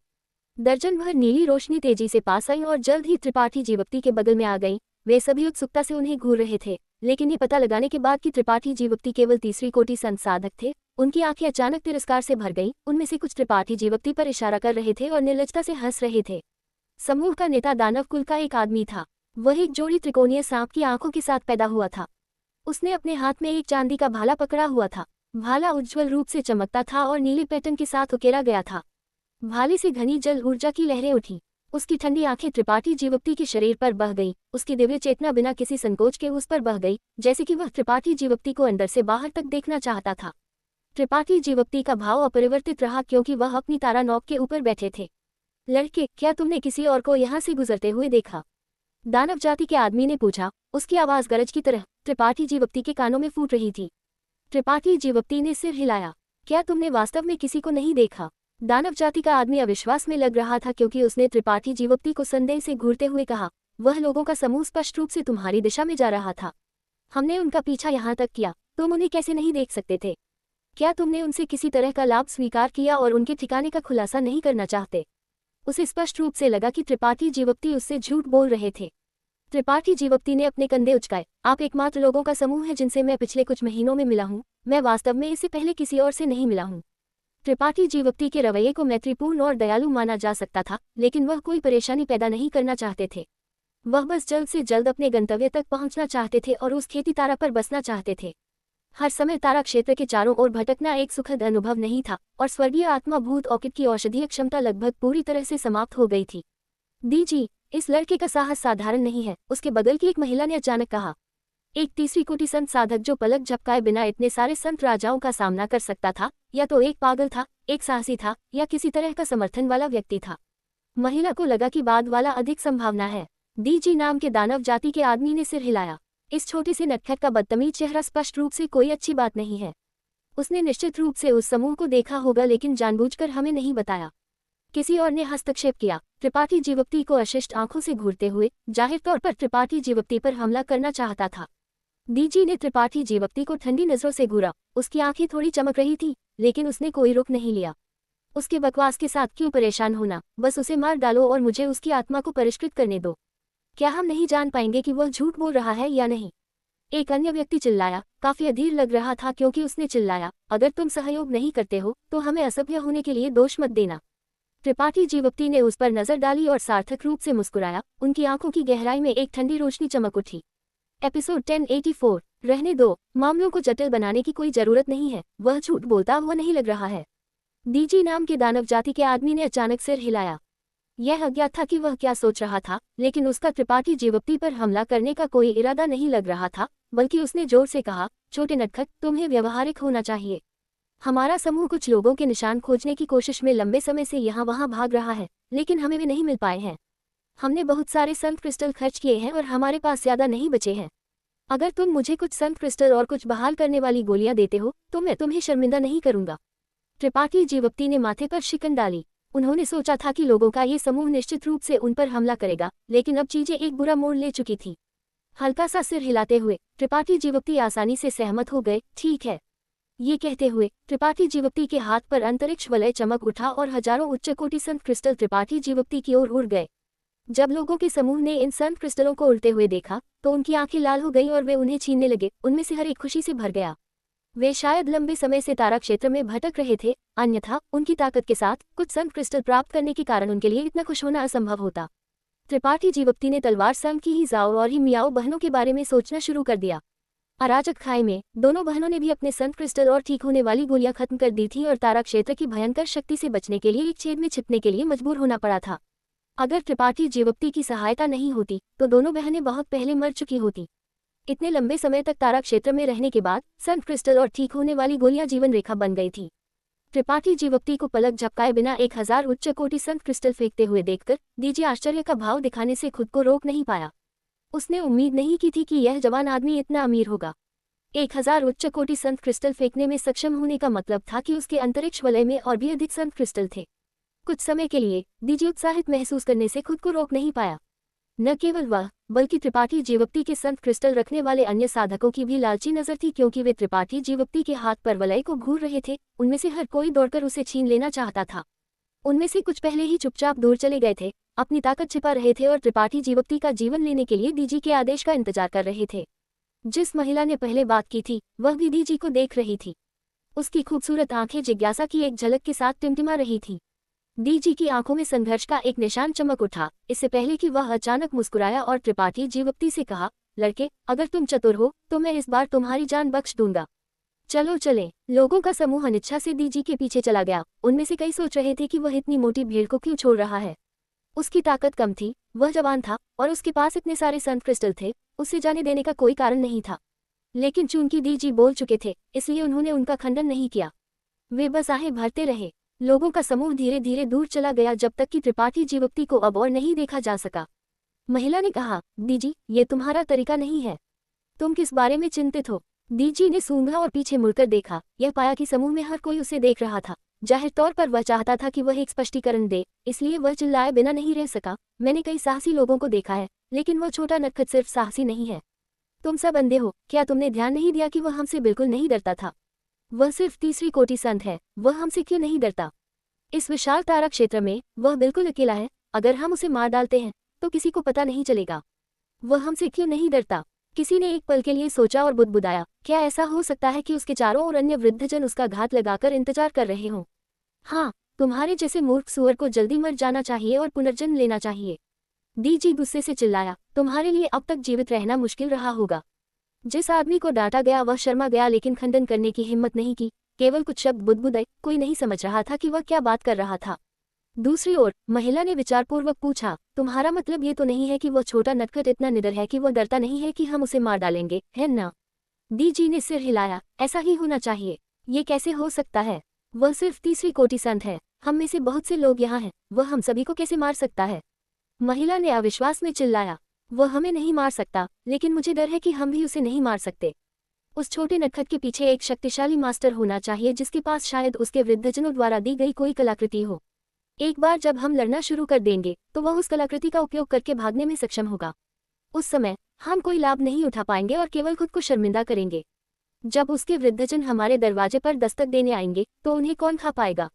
डीजी के शब्दों को सुनकर महिला और अन्य सभी ने विचारशील भाव दिखाए। जितना अधिक उन्होंने इसके बारे में सोचा उतना ही उन्हें लगा कि डीजी के शब्द समझ में आते हैं। अगर उसके पास कोई समर्थन नहीं होता तो वह उससे कहीं अधिक मजबूत साधकों का सामना करते हुए तीसरी कोटि संत कैसे उदासीन रह सकता था? फिर तुमने उससे संत क्रिस्टल मांगने की हिम्मत क्यों की? महिला को ये पता चलने के बाद वह ठंडे पसीने में भीगने से खुद को रोक नहीं पाए। क्या ऐसे उसके साथ दुश्मनी पैदा नहीं होगी? यह इतना गंभीर नहीं है। डीजी ने अपना हाथ हिलाया। ये सिर्फ कुछ संत क्रिस्टल है। चूंकि उसे अपने वृद्धजनों का संरक्षण प्राप्त है, स्वाभाविक रूप से वह उन्हें अपनी आंखों में नहीं रखेगा। वह शायद ये भी जानता है कि मैं सिर्फ इस शर्मनाक स्थिति से बाहर निकलने का रास्ता खोजने की कोशिश कर रहा हूँ। अन्यथा लोगों का एक समूह इतनी देर तक उसके सामने दिखावा कैसे कर सकता था और केवल अपनी पूंछों के बीच से पीछे हट सकता था? क्या तुमने उसे इतनी आसानी से उन संत क्रिस्टलों को फेंकते हुए नहीं देखा? वह छोटा नटखट एक चतुर आदमी है जो जानता है कि लोगों के साथ कैसे निपटना है। क्या आजकल के सभी युवा इतने मुश्किल हैं जिनसे निपटना है? क्या वे हमें जीने के लिए कुछ जगह नहीं दे सकते? महिला ने अपने होंठ सिकुड़े और धीरे से मुस्कुराई, क्योंकि उसने अपने हाथ में संत क्रिस्टल के साथ खेला। ये पता चला कि वे सभी उच्च कोटि के सामान थे। तुरंत समझ गई कि डीजी सच कह रहे थे।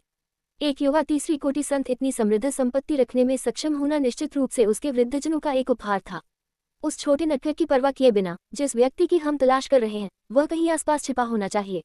तुम लोगों के एक समूह को ले लो और हम खोजना शुरू कर देंगे। जब हम उसे ढूंढ लेंगे तो मुझे एक संदेश भेजना। हम जितनी जल्दी इसे खत्म करेंगे उतनी ही जल्दी हम वापस जा सकते हैं। यहाँ आधे साल तक भटकने के बाद मैं वास्तव में अब यहाँ नहीं रहना चाहता।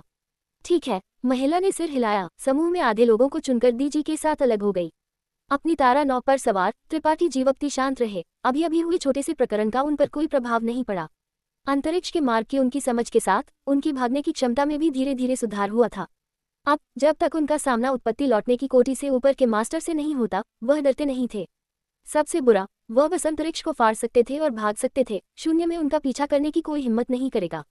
हालांकि चूंकि 1000 संत क्रिस्टल उन्हें कुछ परेशानी से बचा सकते थे, वह ऐसा करने में खुश थे। समय बीतता गया क्योंकि त्रिपाठी जीवकती अपने लक्ष्य की ओर बढ़ते रहे। इस दिन उन्होंने उल्काओं के एक सागर में प्रवेश किया। जहां तक आंख देख सकती थी, वहां अनगिनत उल्काएं थीं, जो विभिन्न आकारों की थीं। वे पहाड़ों जितने बड़े और ज़ेड प्लेटों जितने छोटे थे, और उल्काओं की अंतहीन धारा एक भव्य सागर में परिवर्तित हो गई थी। तारामंडल में ऐसे कई क्षुद्रग्रह सागर थे, जिनमें से कुछ को तारा नौकाओं को भी भागने से पहले कई महीनों तक यात्रा करनी पड़ती थी। सामान्य तौर पर ये क्षुद्रग्रह सागर बिना किसी विशेष पैटर्न के वर्तमान के प्रवाह का पालन करते थे। जब एक तारामंडल रवाना होता था, तो वह इन क्षुद्रग्रह सागरों से बचने को प्राथमिकता देगा। ये क्षुद्रग्रह न केवल नेविगेशन की गति को प्रभावित करते थे, बल्कि तारामंडल में भी बड़ा खतरा जोड़ते थे। एक ही गलती तारामंडल के विनाश का कारण बन सकती थी। एक अच्छा चार्ट मास्टर तारामंडल के गंतव्य के अनुसार एक उपयुक्त मार्ग उकेरेगा ताकि ये सुरक्षित रूप से यात्रा कर सके। यहाँ आने के बाद त्रिपाठी जीवकती अपनी तारा नौ को अपने आप आगे नहीं बढ़ने दे सकते थे, क्योंकि अगर उन्होंने गलती की तो यह एक आने वाले उल्का से टकराएगा। उन्हें अस्थायी रूप से अपने अन्य मामलों को अलग रखना पड़ा और अपनी तारा नौ को नियंत्रित करने पर ध्यान केंद्रित करना पड़ा। घने क्षुद्रग्रह सागर के माध्यम से नौकायन करते हुए 10 दिनों के बाद त्रिपाठी जीवकती क्षुद्रग्रह सागर के केंद्र में पहुंचे। उनके सामने अभी भी उल्कापिंडों का एक अंतहीन सागर था, जिसका कोई अंत नहीं दिख रहा था। त्रिपाठी जीवकती को हालांकि कोई जल्दी नहीं थी। किसी भी मामले में उनके पास करने के लिए कुछ भी जरूरी नहीं था। अंधेरे क्षुद्रग्रह सागर के बीच में त्रिपाठी जीवकती के सामने अचानक प्रकाश का एक विस्फोट हुआ। त्रिपाठी जीवकती ने माथे पर शिकन डाली और जांच करने के लिए जल्दी से अपनी दिव्य चेतना जारी की। विभिन्न जीवन आभाएं, मजबूत और कमजोर दोनों, उस दिशा से आए, साथ ही भयंकर लड़ाई की आवाज भी। क्या इस जगह पर वास्तव में लोग हैं? त्रिपाठी जीवकती को थोड़ा अजीब लगा, और सामने की स्थिति को देखते हुए ऐसा लग रहा था कि किसी तरह का विवाद और एक हताश संघर्ष था। अनजाने में त्रिपाठी जीवकती ने कुछ दिन पहले मिले लोगों के समूह के बारे में सोचा। यह ऐसी संयोग नहीं हो सकता है ना? त्रिपाठी जीवकती आधे साल से तारा क्षेत्र के चारों ओर भटक रहे थे और उन्होंने एक भी व्यक्ति को नहीं देखा था। अब जब वह उनसे फिर से मिले तो ये बहुत संभावना थी कि वे वही समूह थे। पिछली बार त्रिपाठी जीवकती ने दूसरे पक्ष के शब्दों से सीखा था कि वे उनके दुश्मन का पीछा कर रहे थे। वर्तमान स्थिति को देखते हुए उन्हें पकड़ लिया जाना चाहिए था। त्रिपाठी जीवकती चुपचाप दौड़ पड़े और अपनी आभा छिपा ली। जल्द ही एक विशाल उल्कापिंड के पीछे पहुंचे। उल्कापिंड के आवरण का उपयोग करते हुए उन्होंने देखा और पाया कि उनका अनुमान सही था। लड़ाई का एक पक्ष डीजी के नेतृत्व में साधकों का समूह था। मूल रूप से वे लगभग 20 थे, लेकिन अब आधे से भी कम बचे थे। अन्य कहीं दिखाई नहीं दे रहे थे, लेकिन पास के उल्कापिंडों पर गहरे लाल खून के धब्बे और टूटे हुए अंगों को देखते हुए लापता आधा सबसे अधिक मृत थे। साधकों का समूह जो डीजी और अन्य लोगों से लड़ रहा था, वह ज्यादा बेहतर नहीं कर रहा था। हर कोई अपना सर्वश्रेष्ठ कर रहा था और जोर से हाँफ रहा था। सभी प्रकार की सूक्ष्म गुप्त कलाओं और कलाकृतियों का उपयोग कर रहा था। उनमें से कई लड़ते हुए शाप दे रहे थे। दोनों पक्ष एक दुखद स्थिति में थे, जिसमें लोग लगातार घायल हो रहे थे और मर रहे थे। त्रिपाठी जीवकती पास में छिपे हुए थे, इसलिए किसी ने ध्यान नहीं दिया कि मृत साधकों की आत्माएं एक अदृश्य सक्शन बल द्वारा त्रिपाठी जीवकती के ज्ञान सागर में खींची जा रही थी। ये लोग सभी संत राजा कोटि के मास्टर थे और त्रिपाठी जीवकती की खेती और मार्शल मार्ग और स्वर्गीय मार्ग की समझ के लिए बहुत फायदेमंद होंगे। त्रिपाठी जीवकती इसे देखकर खुश थे और चुपचाप युद्ध के मैदान के केंद्र की ओर चले गए। मृत साधकों की आत्माओं को प्राप्त करने के लिए इंतजार कर रहे थे। डीजी और उनका समूह अच्छे लोग नहीं थे। त्रिपाठी जीवकती उनकी पिछली उनके प्रति दृष्टिकोण से ये देख सकते थे। अगर डीजी के पास उस समय कोई आशंका नहीं होती तो ये लोग निश्चित रूप से उन पर हमला करते। तो भले ही वे सभी मर गए, त्रिपाठी जीवकती को परवाह नहीं थी। त्रिपाठी जीवकती डीजी से लड़ने वाले लोगों को नहीं जानते थे, इसलिए उनके लिए खड़े होने की कोई जरूरत नहीं थी। त्रिपाठी जीवकती पहाड़ के ऊपर बैठकर बाघों को लड़ते हुए देखना और मछुआरे का लाभ उठाना पसंद करते थे। त्रिपाठी जीवकती को नहीं पता था कि दोनों पक्ष कब से लड़ रहे थे, लेकिन उनकी खपत की सीमा से कम 1 या 2 घंटे होना चाहिए था। उल्कापिंड सागर बहता रहा, इसलिए युद्ध का मैदान लगातार बदल रहा था। त्रिपाठी जीवकती इस पूरे समय उनके साथ चल रहे थे, गुप्त रूप से प्रार्थना कर रहे थे कि शेष साधक जल्दी मर जाएं और पुनर्जन्म लें। जैसे जैसे समय बीतता गया, जीवित बचे लोग कम होते गए। चाहे वह कोई भी पक्ष हो, केवल 3 या 5 लोग ही बचे थे। यहाँ तक कि तीसरी कोटि संत राजा भी मृत्यु के आह्वान से बच नहीं पाए। त्रिपाठी जीवकती दूसरी ओर ने उत्सुकता से देखा कि एक व्यक्ति था जिसने अपने साथियों को मरते हुए देखने के बाद भी उनकी बिल्कुल भी परवाह नहीं की। इसके बजाय वह बस क्षुद्र ग्रहों के पार आगे पीछे भागा, सावधानी से उनकी एक एक करके जांच कर रहा था, जैसे कि वह कुछ खोज रहा हो। एपिसोड 1085। लोगों की संख्या में कमी और उनकी अपनी ताकत की भारी खपत के कारण दोनों पक्षों में धीरे धीरे अधिक तर्कसंगतता आ गई थी। उन्होंने अब अपनी खुद की सुरक्षा की परवाह किए बिना लड़ाई नहीं की और इसके बजाय अधिक सतर्क हो गए। त्रिपाठी जीवप्ती ने आधा दिन इंतजार किया, लेकिन ऊब महसूस करने से खुद को रोक नहीं पाए। अगर कोई नहीं मरता तो उनके लिए कोई लाभ प्राप्त करने का कोई रास्ता नहीं था, इसलिए यहाँ रहना केवल समय की बर्बादी थी। तो उन्होंने चुपचाप उस क्षुद्रग्रह को छोड़ दिया जिसके पीछे वह छिपे हुए थे और अपने गंतव्य की ओर बढ़ते रहने की तैयारी की, जबकि उन्होंने पहले निगल चुके दर्जनों संत राजा कोटि के साधकों की आत्माओं को नियंत्रित किया। लड़ाई में दोनों पक्ष अपने विरोधियों से निपटने में व्यस्त थे, इसलिए किसी ने उनके ठिकाने का पता नहीं लगाया। एक कप चाय पीने में लगने वाले समय के बाद त्रिपाठी जीवप्ती पहले से ही युद्ध के मैदान से 100 किलोमीटर दूर थे और अपनी तारा नौक को बुलाने वाले थे जब एक अजीब और रहस्यमय ऊर्जा उतार चढ़ाव अचानक उनके पीछे से आया। त्रिपाठी जीवप्ती ने जल्दी से अपना सिर घुमाया और अनगिनत क्षुद्रग्रहों के घेरे के बीच प्रकाश की एक उज्ज्वल चमक देखी, जो जल्दी से बिना किसी निशान के गायब हो गई। त्रिपाठी जीवप्ती रुक गए, उनके चेहरे पर आश्चर्य का भाव भर गया। वह ऊर्जा उतार चढ़ाव अभी उन्हें बहुत परिचित लगा। ये स्पष्ट रूप से अंतरिक्ष बल का उतार चढ़ाव था। दूसरे शब्दों में, ये बहुत संभावना थी कि किसी ने दूसरी तरफ अंतरिक्ष को फाड़ दिया था। इस खोज ने त्रिपाठी जीवप्ती को थोड़ा आश्चर्यचकित कर दिया। तारामंडल क्षेत्र में कुछ साल बिताने के बाद त्रिपाठी जीवप्ती ने विभिन्न स्रोतों से सीखा था कि अंतरिक्ष के मार्ग में निपुण साधकों की संख्या चौंकाने वाली रूप से कम थी।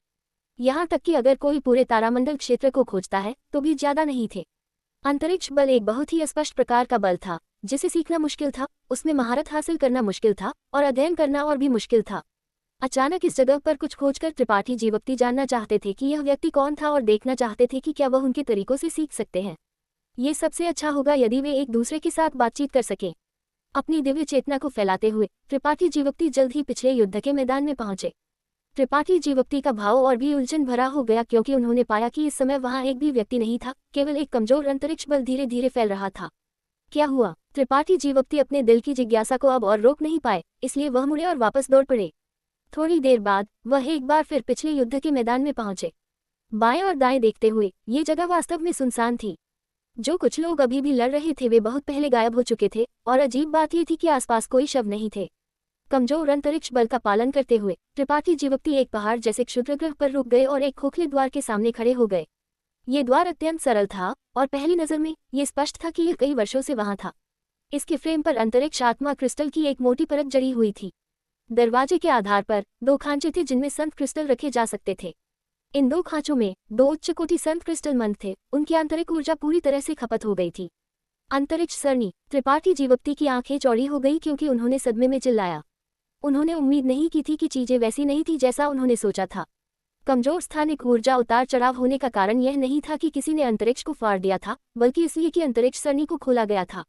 जहां तक उन 2 संत क्रिस्टलों का सवाल है जिनकी ऊर्जा खत्म हो गई थी, यह इसलिए होना चाहिए था क्योंकि अंतरिक्ष सरणी को सक्रिय किया गया था। यहाँ एक अंतरिक्ष सरणी कैसे हो सकती है? दूसरे शब्दों में, जब 2 पक्ष पहले लड़ रहे थे तो जो साधक लड़ाई में भाग नहीं लिया था और इसके बजाय उल्कापिंड पर कुछ खोज रहा था, वह इस अंतरिक्ष सरणी को लक्षित कर रहा था। इस अंतरिक्ष सरणी की दूसरी तरफ क्या था? 2 लापता समूह इस अंतरिक्ष सरणी के माध्यम से टेलीपोर्ट हो गए होंगे। त्रिपाठी जीवप्ती अंतरिक्ष सरणी के सामने खड़े थे। उनका भाव उतार चढ़ाव वाला था क्योंकि उनके विचार दौड़ रहे थे। एक पल बाद त्रिपाठी जीवप्ती ने हाथ बढ़ाया और 2 संत क्रिस्टल निकाले जो उन्होंने अंतरिक्ष सरणी के आधार पर रखे थे। 2 उच्च कोटि संत क्रिस्टल पहले ही अपनी ऊर्जा खो चुके थे और उन्हें 2 अन्य अक्षुवन उच्च कोटि संत क्रिस्टलों से बदल दिया, इससे पहले कि त्रिपाठी जीवप्ती ने अपनी सच्ची शक्ति उनमें डाली और अंतरिक्ष सरणी को सक्रिय किया। एक उज्ज्वल प्रकाश चमका और उनके सामने के द्वार का केंद्र लहरदार हो गया, धीरे धीरे अवास्तविक और भ्रामक हो गया। त्रिपाठी जीवप्ती के दिव्य चेतना के धागे द्वार में घुस गए और अंतरिक्ष सरणी की शक्ति के उतार चढ़ाव के साथ मेल खाते थे। पलक झपकते ही हजारों किलोमीटर की दूरी तय कर रहे थे। उन्होंने किसी को नहीं देखा, केवल एक विचित्र भूमि थी। यहाँ वनस्पति रसीली थी, सूरज उज्ज्वल था और भूमि फल फूल रही थी। एक ही नजर में कोई बता सकता था कि यह एक समृद्ध भूमि थी। त्रिपाठी जीवप्ती ने अपने दिव्य चेतना के धागे वापस ले लिए और बिना किसी हिचकिचाहट के अंतरिक्ष सरणी के द्वार की ओर चले गए। एक फ्लैश में त्रिपाठी जीवप्ती उसी महाद्वीप पर दिखाई दिए जिसे उन्होंने पहले देखा था। विश्व ऊर्जा की आभा भारी थी, जिससे त्रिपाठी जीवप्ती का भाव थोड़ा बदल गया। इस महाद्वीप पर विश्व ऊर्जा की आभा वास्तव में वर्षा तारा की तुलना में अधिक समृद्ध थी। हालांकि इसकी तुलना तैरते हुए महाद्वीप से नहीं की जा सकती थी, लेकिन यह निश्चित रूप से कुछ ऐसा नहीं था जिसकी तुलना अन्य खेती तारा से की जा सके। उनके सीने पर स्वर्गीय आत्मा भूत ऑर्किड टैटू ने आखिरकार एक बड़ी भूमिका निभाई। टैटू पर बड़े मुंह के नीचे बड़ी मात्रा में विष ऊर्जा सक्रिय रूप से त्रिपाठी जीवक्ति की ओर भागी। त्रिपाठी जीवक्ति एक आरामदायक रूप दिखाने से खुद को रोक नहीं पाए, यहाँ तक कि स्वर्गीय आत्मा भूत ऑर्किड की औषधीय क्षमता खत्म होने तक यही समाधि में जाने के बारे में भी सोचा। स्वर्गीय आत्मा भूत ऑर्किड बस बहुत दुर्लभ था। अगर यह ज़ू को चेहरा देने के लिए नहीं होता तो हाल ही का ये खजाना त्रिपाठी जीवक्ति को नहीं देता। हालांकि औषधीय क्षमता धीरे धीरे गायब होने से पहले केवल 2 से 3 साल तक चलेगी, इसलिए अब तक केवल आधा समय ही बीता था। त्रिपाठी जीवक्ति वास्तव में इसे बर्बाद नहीं करना चाहते थे। ऐसा सोचते हुए त्रिपाठी जीवक्ति खुद को शाप देने से रोक नहीं पाए। तारामंडल में वो पूरी तरह से अपनी आभा छिपा सकते थे और दूसरों को उन्हें खोजने से रोक सकते थे। हालांकि वो यहाँ ऐसा नहीं कर सकते थे। भले ही वह अपनी आभा को रोक सकते थे, स्वर्गीय आत्मा भूत ऑर्किड लगातार विश्व ऊर्जा को निगल रहा था। इस तरह की असामान्यता दूसरों द्वारा आसानी से पता लगाई जा सकती थी। निश्चित रूप से जैसे ही उन्हें चिंता होने लगी, जो साधक यहाँ पहले पहुंचे थे वे थोड़ी दूरी से उड़कर आ गए। उनमें से बहुत से लोग नहीं थे, प्रत्येक पक्ष में केवल 3 या 5 लोग थे। वे सभी सोच रहे थे कि कोई अचानक इस जगह में क्यों टूट गया। एक पल बाद जो 2 पक्ष पहले लड़ रहे थे वे एक साथ जमा हो गए। वे सभी उत्सुकता से त्रिपाठी जीवक्ति को घूर रहे थे, यह सोच रहे थे कि वह किस पक्ष से संबंधित थे। डीजी नाम का दानव जाति का आदमी एक पल के लिए चकित रह गया, इससे पहले कि वह सार्थक रूप से मुस्कुराया। लड़के, तुम कैसे हो? जो महिला उसका पीछा कर रही थी उसने भी त्रिपाठी जीवक्ति को अजीब तरह से देखा। उसकी खूबसूरत आंखें सतर्कता से भरी थीं। उसने सोचा कि त्रिपाठी जीवक्ति ने पूरे रास्ते उनका पीछा किया था।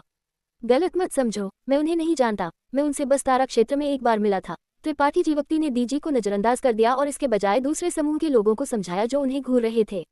इस समूह का नेता भी एक आदमी था जो 40 या 50 के दशक में दिखता था, लेकिन उसकी ताकत डीजी के समान थी, एक तीसरी कोटि संत राजा। वह समूह से बाहर निकला और गहरी आवाज में पूछा, तुमने इस जगह को कैसे खोजा? त्रिपाठी जीवक्ति ने अपने कंधे उचकाए। मैं बस गुजर रहा था और क्षुद्रग्रह सागर में प्रकाश का एक समूह देखा, इसलिए मैंने देखने के लिए इसका पालन किया। मुझे उम्मीद नहीं थी कि यह एक अंतरिक्ष सरणी होगी, इसलिए मैं जिज्ञासा से यहाँ आया। तुम वो करो जो तुम्हें करने की जरूरत है, मेरी चिंता मत करो, मैं बस एक नजर डालूंगा और चला जाऊंगा। जैसे ही उन्होंने बात की, त्रिपाठी जीवक्ति गुप्त रूप से सतर्क रहे। हालांकि अभी दोनों पक्षों में कम लोग थे, दोनों में तीसरी कोटि संत राजा थे। इसके ऊपर दोनों पक्ष उनके प्रति अत्यंत सतर्क थे, इसलिए थोड़ी सी भी गलती उन्हें घेरने का कारण बनेगी। त्रिपाठी जीवक्ति के पास अपनी मुद्रा को कम करने के अलावा कोई विकल्प नहीं था, जबकि वह सोच रहे थे कि उन्हें थोड़ी देर और कैसे लड़वाया जाए। ये सबसे अच्छा होगा यदि वे सभी मर जाएं, जिससे उन्हें इस महाद्वीप का पता लगाने और ये देखने के लिए पर्याप्त समय मिलेगा कि यहाँ कुछ अच्छा है या नहीं। जिस आदमी ने अभी बात की थी उसने त्रिपाठी जीवक्ति को गहराई से घूरते हुए कहा, जैसे कि वह उनके दिल की गहराई में झांकना चाहता था। बहुत देर बाद उसने सिर हिलाया, उसकी आंखें अचानक एक दयालु प्रकाश चमकाते हुए मुस्कुराए और कहा, मैं तुम पर विश्वास करता हूँ। बहुत धन्यवाद। त्रिपाठी जीवक्ति ने सिर हिलाया। लड़के, चूंकि तुम यहाँ आए हो तो जाने के बारे में भी मत सोचना, डीजी हंसे। पहले तारा क्षेत्र में यहाँ पिता परेशानी पैदा नहीं करना चाहते थे, इसलिए मैंने तुमसे निपटने की जहमत नहीं उठाई, लेकिन अब जब हम यहाँ हैं तो मैं देखना चाहता हूँ कि तुम कहाँ भाग सकते हो। ऐसा कहते हुए उन्होंने मध्यम आयु वर्ग के व्यक्ति की ओर रुख किया और चिल्लाया, गुईचे, मैंने और तुमने बहुत सारे संत क्रिस्टल और बहाल करने वाली गोलियां खर्च की हैं। ये छोटा नटखट एक मोटी भेड़ है। पिछली बार जब हम मिले थे तो उसने सीधे 1000 उच्च कोटि संत क्रिस्टल के टुकड़े फेंक दिए थे, उनमें से हर एक उत्कृष्ट था। मुझे यकीन है कि उसके अंतरिक्ष वलय में और भी संत क्रिस्टल हैं, हम इसे 50-50 क्यों नहीं बांट लेते? ये एक अच्छा प्रस्ताव है। गुईचे नाम के मध्यम आयु वर्ग के व्यक्ति ने हल्के से सिर हिलाया, त्रिपाठी जीवक्ति को एक मुस्कान के साथ देखते हुए। त्रिपाठी जीवक्ति ने भी एक मुस्कान के साथ उसे देखा, उनका भाव उदासीन था। डीजी हंसे और कहा, गुईचे, हालांकि यहाँ पिता तुम्हें तुच्छ समझते हैं, तुम एक सीधे सादे व्यक्ति हो, कुछ ऐसा जिसकी यहाँ पिता बहुत सराहना करते हैं। चलो इसे इस तरह से रखें, क्या तुम इसे करना चाहते हो या मुझे? हम दोनों क्यों नहीं इसे एक साथ करते हैं ताकि संदेह से बचा जा सके। गुईचे ने धीरे धीरे सिर हिलाया, मैं इसे नहीं करूंगा। डीजी एक पल के लिए चकित रह गए, लेकिन इससे पहले कि वह ये पता लगा पाते कि गुईचे का क्या मतलब है, बाद वाले ने त्रिपाठी जीवक्ति की ओर रुख किया और पूछा, छोटे भाई, क्या तुम हमारे साथ आना चाहोगे? तुम्हारे साथ आऊं? त्रिपाठी जीवक्ति ने माथे पर शिकन डाली, उससे तुम्हारा क्या मतलब है? चलो इस जगह का एक साथ पता लगाते हैं। कोई भी यहाँ लंबे समय से नहीं आया है, इसलिए हमारे पता लगाने के लिए बहुत सी अच्छी चीजें इंतजार कर रही हैं। अगर तुम हमारे साथ आते हो तो तुम्हारे लिए बहुत सारे लाभ होंगे, कैसा रहेगा? गुईचे ने ईमानदारी से आमंत्रित किया।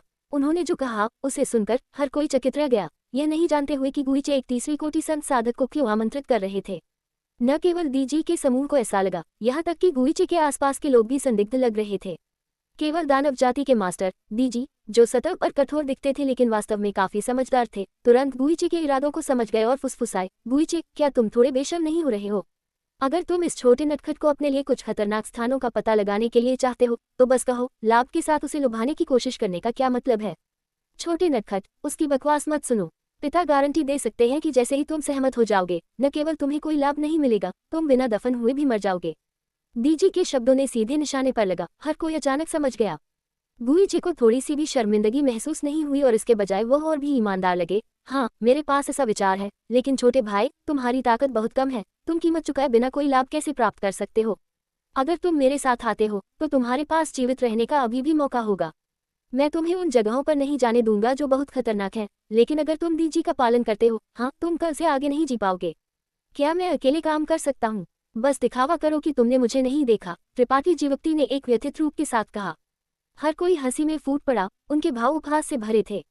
अच्छा, ऐसा लगता है कि अगर मैं एक पक्ष नहीं चुनता तो मैं तुरंत मर जाऊंगा, है ना? डीजी और गुइचे ने बात नहीं की, पूर्व बस फुसफुसा रहा था, उसके इरादे स्पष्ट थे। एपिसोड 1086। त्रिपाठी जीवक्ति की आंखें गुइचे और डीजी के बीच थोड़ी देर के लिए भटक गई इससे पहले कि उन्होंने गुइचे की ओर इशारा किया और कहा, मैं तुम्हारे साथ जाऊंगा। गुइचे ने संतुष्टि के साथ सिर हिलाया। डीजी के चेहरे पर एक उदासीन भाव था। हालांकि रास्ता खोजने के लिए एक मजदूर होना अच्छा था, त्रिपाठी जीवक्ति की ताकत डीजी की पसंद के लिए बहुत कम थी। केवल एक तीसरी कोटि संत के साथ, जब तक उसे किसी भी तरह के खतरे का सामना करना पड़ा, वह अपनी जान गंवा देगा तो उसके लिए क्या उपयोग था? डीजी को केवल त्रिपाठी जीवक्ति के अंतरिक्ष वलय में संत क्रिस्टल का पछतावा था, लेकिन इस जगह पर विश्व ऊर्जा की आभा समृद्ध थी, इसलिए संत क्रिस्टल मायने नहीं रखते थे। फुसफुसाते हुए डीजी ने त्रिपाठी जीवक्ति की ओर रुख किया और व्यंग्य से कहा, छोटे नटखट, तुम एक बदसूरत मौत मरोगे, मुझे तुम्हें चेतावनी न देने के लिए दोष मत देना। अगर मैं तुम्हारा पालन करता हूं तो मैं और तेजी से मर जाऊंगा। त्रिपाठी जीवक्ति ने निर्ममता से पलटवार किया। त्रिपाठी जीवक्ति इनमें से किसी भी समूह से नहीं डरते थे। अगर वह जीत नहीं सकते थे तो वह बस छिप सकते थे। तीसरी कोटि संत राजा गुइचे उन्हें पकड़ना चाहते थे, ये केवल एक मूर्ख का सपना था।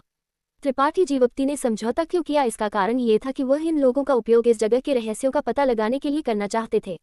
चूंकि वे सभी इस जगह की तलाश कर रहे थे, ये स्पष्ट था कि वे इसके बारे में कुछ जानते थे। मैं तुम्हारी लाश इकट्ठा करने का इंतजार करूंगा। डीजी ने अपना हाथ बढ़ाया और त्रिपाठी जीवक्ति को सिर हिलाया इससे पहले कि वह अपना हाथ हिलाता और चिल्लाता, चलो चले। ऐसा कहते हुए उन्होंने अपने आसपास के लोगों का नेतृत्व किया और एक निश्चित दिशा में उड़ गए। उनके साथ ज्यादा लोग नहीं बचे थे, इसलिए जाहिर है कि वह गुइचे के साथ लड़ना नहीं चाहते थे। चलो चलें। गुइचे ने उन्हें रोकने की कोशिश नहीं की और बस एक मुस्कान के साथ सिर हिलाया इससे पहले कि वह एक अलग दिशा में चले गए। अन्य तीनों ने बारीकी से उनका पीछा किया। त्रिपाठी जीवक्ति अपनी गति बनाए रखते हुए और पीछे से चल रहे थे। रास्ते में कोई शब्द नहीं बोला गया क्योंकि गुइचे और अन्य लोग बात करने के मूड में नहीं लग रहे थे। पिछली लड़ाई ने उन्हें अनगिनत हताहतों के साथ छोड़ दिया था और हर कोई अभी भी अपने दोस्तों और परिवार को खोने के दुख में डूबा हुआ था, इसलिए स्वाभाविक रूप से उन्होंने त्रिपाठी जीवक्ति जैसे छोटे बाहरी व्यक्ति पर ध्यान देने की जहमत नहीं उठाई। त्रिपाठी जीवक्ति भी इसे देखकर खुश थे और बस उन चारों के पीछे चलते रहे जबकि चुपचाप अपने परिवेश का अवलोकन कर रहे थे। इन चारों में गुइचे, जो एक तीसरी कोटि संत राजा थे, के अलावा एक आदमी था जिसका चेहरा निशानों से भरा हुआ था जो एक तीसरी कोटि संत राजा भी था। गुइचे ने उसे गांजी कहा। एक युवा महिला भी थी जिसकी आड़ू के फूल जैसी आंखें थीं जिसने किसी की कल्पना को जंगली बना दिया। अंत में एक लंबा और पतला जवान आदमी था जो त्रिपाठी जीवक्ति के समान उम्र का दिखता था। वे दोनों दूसरी कोटि संत राजा साधक थे, लेकिन त्रिपाठी जीवक्ति को फिलहाल उनके नाम नहीं पता थे। ऐसी लाइनअप के साथ त्रिपाठी जीवक्ति के जीतने का बिल्कुल कोई मौका नहीं था, लेकिन त्रिपाठी जीवक्ति को विश्वास था कि वह भाग सकते हैं। उन्होंने ध्यान से देखा और पाया कि पतला, बांस जैसा जवान आदमी वह था जो उल्कापिंड पर उनकी तलाश कर रहा था। वह होना चाहिए जिसने अंतरिक्ष सरनी को खोजा था। रास्ते में समय समय पर जवान आदमी एक प्राचीन दिखने वाला पशु त्वचा चर्मपथ निकालेगा। चर्मपथ पर कई अजीब पैटर्न और रेखाएं उकेरी गई थीं। ये एक मानचित्र होना चाहिए। इस जवान आदमी के नेतृत्व में समूह आगे बढ़ा। यह महाद्वीप विश्व ऊर्जा में समृद्ध था, इसलिए स्वाभाविक रूप से ये सामग्रियों में भी समृद्ध था। जड़ी बूटियां जो सैकड़ों या हजारों साल पुरानी थीं, हर जगह थीं। त्रिपाठी जीवक्ति इसे देखकर खुश थे और उन्हें इकट्ठा करना शुरू कर दिया। गुइचे ने उन्हें नहीं रोका और इसके बजाय दूसरों के साथ जड़ी बूटियां इकट्ठा करने और उन्हें अपने अंतरिक्ष वलय में डालने में शामिल हो गए। त्रिपाठी जीवक्ति ने उन्हें कुछ सुझाव दिए, उन्हें बताया कि किस तरह की जड़ी बूटियों का उपयोग करना है और उनकी पूरी औषधीय क्षमताओं को बनाए रखने के लिए कैसे इकट्ठा करना है। तुरंत उन चारों ने उन्हें एक नई रोशनी में देखा। क्या तुम एक रसायनज्ञ हो? युवा महिला पूछने से खुद को रोक नहीं पाई। हाँ, त्रिपाठी जीवक्ति ने सिर हिलाया। रसायनज्ञ संख्या में बहुत कम थे। सामान्य तौर पर रसायन और रसायन विद्या पर ध्यान केंद्रित करते थे, जबकि उनकी खेती और कोटि केवल माध्यमिक थे। उनकी युद्ध शक्ति भी बहुत कम थी। त्रिपाठी जीवप्ती को ये कहते हुए सुनकर चारों ने स्पष्ट रूप से उनके प्रति अपनी सतर्कता कम कर दी। तुम किस कोटि की गोलियां परिष्कृत कर सकते हो? युवा महिला और भी उत्सुक हो गई। संत कोटि, उच्च कोटि गोलियां, बुरा नहीं है। गुईचे ने एक मुस्कान के साथ हस्तक्षेप किया। केवल एक तीसरी कोटि संत कोटि की खेती के साथ संत कोटि, उच्च कोटि गोलियां परिष्कृत करने में सक्षम होना, ऐसा लगता है कि तुम कुछ वर्षों में संत राजा कोटि की गोलियां परिष्कृत करने में सक्षम हो जाओगे। ऐसे रसायन को कई महान शक्तियों द्वारा लालच दिया जाएगा। लड़के, तुम्हें कड़ी मेहनत करने की जरूरत है। त्रिपाठी जीवप्ती मुस्कुराए और सिर हिलाया। मैं उत्सुक हूँ, तुम्हारा शरीर हर समय विश्व ऊर्जा को क्यों अवशोषित कर रहा है? तुमने किस तरह की गोली खाई? गांजी नाम के साधक ने त्रिपाठी जीवप्ती को संदेह से देखा। उसके चेहरे पर भ्रम का भाव भर गया। ये सिर्फ वह नहीं था, अन्य लोग भी वही थे। त्रिपाठी जीवप्ती के शरीर की असामान्यता स्पष्ट थी। वह स्पष्ट रूप से अपनी गुप्त कला का संचार नहीं कर रहे थे, लेकिन आसपास की विश्व ऊर्जा अभी भी लगातार उनके शरीर में बह रही थी, जिससे उन्हें अपनी खेती को बढ़ाने में मदद मिल रही थी। इसने उन्हें बहुत उत्सुक और उत्साहित कर दिया, इसलिए स्वाभाविक रूप से वे इसके बारे में पूछताछ करना चाहते थे। मैंने कोई गोली नहीं खाई, ये सब इसकी बदौलत है। त्रिपाठी जीवप्ती ने पहल की और अपने कपड़े खोले, अपनी छाती का खुलासा किया। 4 जोड़े आंखों ने उन्हें घूरा, केवल एक भूत शिशु की तस्वीर देखने के लिए। भूत शिशु का मुंह खुलता और बंद होता था, बड़ी मात्रा में विश्व ऊर्जा को चूसता था। यह क्या है? युवा महिला इसे छूने के लिए पहुंचने से खुद को रोक नहीं पाई, लेकिन उसे कुछ भी असामान्य नहीं मिला। स्वर्गीय आत्मा भूत ऑर्किड। गुईची का रंग थोड़ा बदल गया क्योंकि उन्होंने बुदबुदाया, एक नज़र में इस फूल के रहस्यों को देखते हुए। स्वर्गीय आत्मा भूत ऑर्किड। अन्य तीनों ने भी चिल्लाया। पतले जवान आदमी की आंखों में एक उग्र प्रकाश चमक उठा क्योंकि उसने उत्साह से पूछा, उस तरह का अजीब खजाना जो किसी की खेती में सहायता कर सकता है? उसने एक स्वर्गीय आत्मा भूत ऑर्किड लिया। हाँ, त्रिपाठी जीवप्ती ने शांति से सिर हिलाया। तुम्हें ये चीज कहाँ से मिली? गुईचे ने चिंतित होकर पूछा, क्या तुम्हारे पास और भी है? स्वर्गीय आत्मा भूत ऑर्किड अत्यंत दुर्लभ था, इसलिए यहाँ तक कि वह भी इसे लालच देने से खुद को रोक नहीं पाए। इस चीज के साथ वह कई वर्षों की खेती का समय बचा सकता था, जिससे उसे आधे प्रयास से दोगुना परिणाम प्राप्त करने की अनुमति मिलती थी। नहीं, यह मुझे एक वरिष्ठ ने दिया था। त्रिपाठी जीवप्ती ने अपने कपड़े सीधे करते हुए कहा। वह स्वर्गीय आत्मा भूत ऑर्किड के अस्तित्व को उजागर करने से डरते नहीं थे, क्योंकि इस तरह का अजीब खजाना एक बार खपत होने के बाद गायब हो जाएगा। भले ही अन्य लोग अपने खुद के मांस और रक्त को खो देते, वे इसका फिर से उपयोग करने में सक्षम नहीं होंगे। निश्चित रूप से जब उन्होंने त्रिपाठी जीवप्ती का जवाब सुना तो उन चारों ने घृणा का भाव दिखाया। एक तीसरी कोटि संत कोटि का साधक वास्तव में अपनी खेती में सहायता करने के लिए ऐसे दुर्लभ खजाने का इस्तेमाल करता था, और एकांतवास में जाने के बजाय ये बस बहुत वेस्टफुल था। अगर ये किसी और के साथ हुआ होता तो वे आज्ञाकारी रूप से समृद्ध विश्व ऊर्जा वाली जगह ढूंढते और स्वर्गीय आत्मा भूत ऑर्किड की औषधीय क्षमता खत्म होने तक खुद को एकांत में रखते, कभी बाहर नहीं आते। कुछ समय के लिए उन चारों ने त्रिपाठी जीवप्ती को आक्रोश और क्रोध से घूरते हुए देखा। गुईचे गुस्से से काम भी रहे थे, जाहिर तौर पर यह चाहते थे कि वह त्रिपाठी जीवप्ती को मार दे ताकि उनकी दिल की नफरत निकल सके। यहाँ बहुत सारी सामग्रियां हैं, शायद हमें 1 या 2 स्वर्गीय आत्मा भूत ऑर्किड मिल सके, त्रिपाठी जीवप्ती ने लापरवाही से कहा। युवा महिला ने उस पर आंखें घुमाई। स्वर्गीय आत्मा भूत ऑर्किड के उगने का वातावरण अत्यंत कठोर है, इसे ढूंढना इतना आसान कैसे हो सकता है? मुझे डर है कि इस जगह पर कोई भी नहीं है। इतनी लंबी बात मत करो बच्चे, रास्ता दिखाओ। अगर तुम्हें कोई ऐसा खतरा मिलता है जिसे तुम संभाल नहीं सकते तो जल्दी से वापस आ जाओ। गांजी जाहिर तौर पर त्रिपाठी जीवप्ती के स्वर्गीय आत्मा भूत ऑर्किड की औषधीय क्षमताओं को बर्बाद करने से असंतुष्ट थे, इसलिए उन्होंने सामने की ओर इशारा किया और उस पर चिल्लाया। त्रिपाठी जीवप्ती ने उदासीनता से सिर हिलाया और नेतृत्व किया। ये जगह तैरते हुए महाद्वीप से कुछ अलग थी। हालांकि यहाँ विश्व ऊर्जा अत्यंत समृद्ध थी और यहाँ सामग्रियां प्रचुर मात्रा में थी, यहाँ स्पष्ट रूप से राक्षस जानवरों के निशान थे। इसके अलावा ये राक्षस जानवर सभी उच्च स्तरीय राक्षस जानवर थे, जिनमें अनगिनत 7वीं या 8वीं कोटि वाले दिखाई दे रहे थे। कभी कभी कुछ 6ठी कोटि वाले होते थे, लेकिन वे बड़े समूहों में दिखाई देते थे, एक भयंकर आभा छोड़ते थे। गुईचे और अन्य लोग जाहिर तौर पर इस जगह के बारे में ज्यादा नहीं जानते थे। हालांकि उनके पास जवान आदमी के हाथ में पशु त्वचा चर्मपत्र एक मार्गदर्शिका के रूप में था। उस पर पैटर्न एक गड़बड़ी थे और उनमें से कोई भी उन्हें नहीं देख सकता था, इसलिए वे केवल नदी पार करने के लिए अपना रास्ता महसूस कर सकते थे। त्रिपाठी जीवप्ती ने रास्ता दिखाया और उन्हें ज्यादा खतरे का सामना नहीं करना पड़ा। वह आसानी से एक 6ठी कोटि राक्षस जानवर को मार सकते थे, लेकिन एक बार जब उन्हें एक 7वीं कोटि या 8वीं कोटि राक्षस जानवर मिला तो वह तुरंत वापस मुड़ जाते और गुईचे और अन्य लोगों को स्थिति के बारे में सूचित करते ताकि वे इससे निपट सके। इस तरह के सतर्क व्यवहार ने 4 लोगों के समूह को उनसे नफरत करने के लिए मजबूर किया। वे सभी सोच रहे थे कि यह छोटा नटखट एक काया और एक डरपोक था। त्रिपाठी जीवप्ती इस पूरे समय अपनी ताकत छिपा रहे थे, केवल एक साधारण तीसरी कोटि संत साधक की ताकत प्रदर्शित कर रहे थे। राक्षस जानवर से लड़ते समय वह भी मदद करते थे। गुईचे और अन्य लोग कई दिनों से उन्हें देख रहे थे, लेकिन उन्हें कुछ भी संदिग्ध नहीं मिला, इसलिए उन्होंने धीरे धीरे अपनी सतर्कता कम कर दी। एकमात्र तीसरी कोटि संत साधक वास्तव में उनके लिए बहुत अधिक ध्यान देने के योग्य नहीं था। गुईचे ने त्रिपाठी जीवप्ती को पहले रास्ता दिखाने के लिए आमंत्रित किया था, इसलिए उन्होंने ऐसा खुले और ऊपर से किया था। हालांकि गुईचे ने जाहिर तौर पर इस जगह के खतरे को कम करके आंका था। राक्षस जानवर के अलावा यहाँ कोई अन्य खतरा नहीं था। जैसे जैसे समय बीतता गया, त्रिपाठी जीवप्ती की फसल बहुत अच्छी थी। उन्होंने जो जड़ी बूटियां इकट्ठी की थी, उनके अलावा राक्षस जानवर के दांत, तेज पंजे, फर और राक्षस केंद्र भी थे। गुईचे ने चीजों को बहुत दूर तक नहीं ले जाया। हर बार जब एक राक्षस जानवर मारा जाता था तो पुरस्कार उनके योगदान के अनुसार वितरित किए जाते थे। स्वाभाविक रूप से त्रिपाठी जीवप्ती का हिस्सा सबसे कम मूल्यवान था। त्रिपाठी जीवप्ती ने शिकायत नहीं की। वह धीरे धीरे लोगों के इस समूह से परिचित हो गए, और हालांकि वह जानते थे कि उनके प्रति उनके अच्छे इरादे नहीं थे, उन्होंने कुछ नहीं कहा। लोगों का ये समूह एक ही शक्ति से नहीं लग रहा था। हालांकि हर कोई गुईचे के आदेशों का पालन करता था। ये स्पष्ट था कि गुईचे और गांजी अपने दम पर थे, जबकि युवा महिला और पतला जवान आदमी एक ही पक्ष पर थे, लड़ाई में एक दूसरे का समर्थन और मदद कर रहे थे। त्रिपाठी जीवप्ती को पूरी तरह से समझ नहीं आया कि उनके जैसे लोग एक साथ क्यों इकट्ठा होंगे और वे इस जगह पर क्या खोज रहे थे। उन्होंने नहीं पूछा, क्योंकि उन्हें इन 4 लोगों से संदेह पैदा होने का डर था। एक और प्रतीत होता है कि संगीत कार्यक्रम के बाद गुईचे ने लूट को विभाजित किया। 8वीं कोटि राक्षस जानवर का राक्षस केंद्र गांजी को फेंक दिया गया था और राक्षस जानवर के खून के कई जार एकत्र किए गए थे, प्रत्येक व्यक्ति के लिए एक।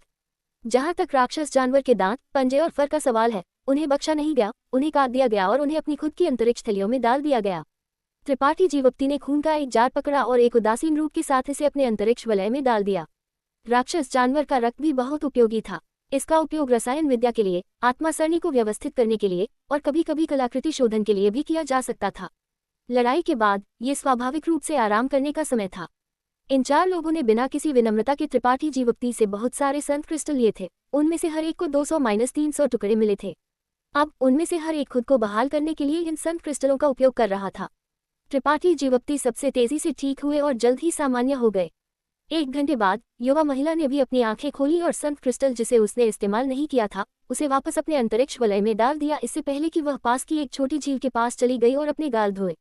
त्रिपाठी जीवप्ती ने चारों ओर देखा और पाया कि अन्य तीनों अभी भी ध्यान कर रहे थे, इसलिए वह झील की ओर चले गए, युवा महिला के बगल में बैठ गए और एक घूंट पानी पिया। एपिसोड 1087। हालांकि त्रिपाठी जीवप्ती बहुत बूढ़े नहीं थे, फिर भी उन्हें फूलों के क्षेत्र में एक अनुभवी माना जा सकता था। एक महिला के व्यवहार और शब्दों से वह अनुमान लगा सकते थे कि उसका व्यक्तित्व कैसा था, चाहे वह आकर्षक, ढीला, ठंडा, सुंदर या तेज हो आदि। जब उन्होंने पहली बार इस युवा महिला को देखा तो उन्होंने सोचा कि वह एक ढीली महिला थी।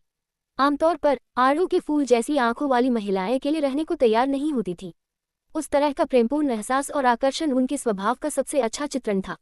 इसलिए शुरुआत में वह इस महिला के पास नहीं गए, इस डर से कि वह उनके साथ छूट लेने की कोशिश करेगी। हालांकि उसे बेहतर तरीके से जानने के बाद त्रिपाठी जीवप्ती ने पाया कि लुओ याओ नाम की यह महिला उनकी कल्पना से काफी अलग थी। वह बैंगनी तारा से भी या जैसी नहीं थी। इसके बजाय उसके आकर्षक रूप के नीचे एक छिपी हुई गरिमा और शांत स्वभाव था।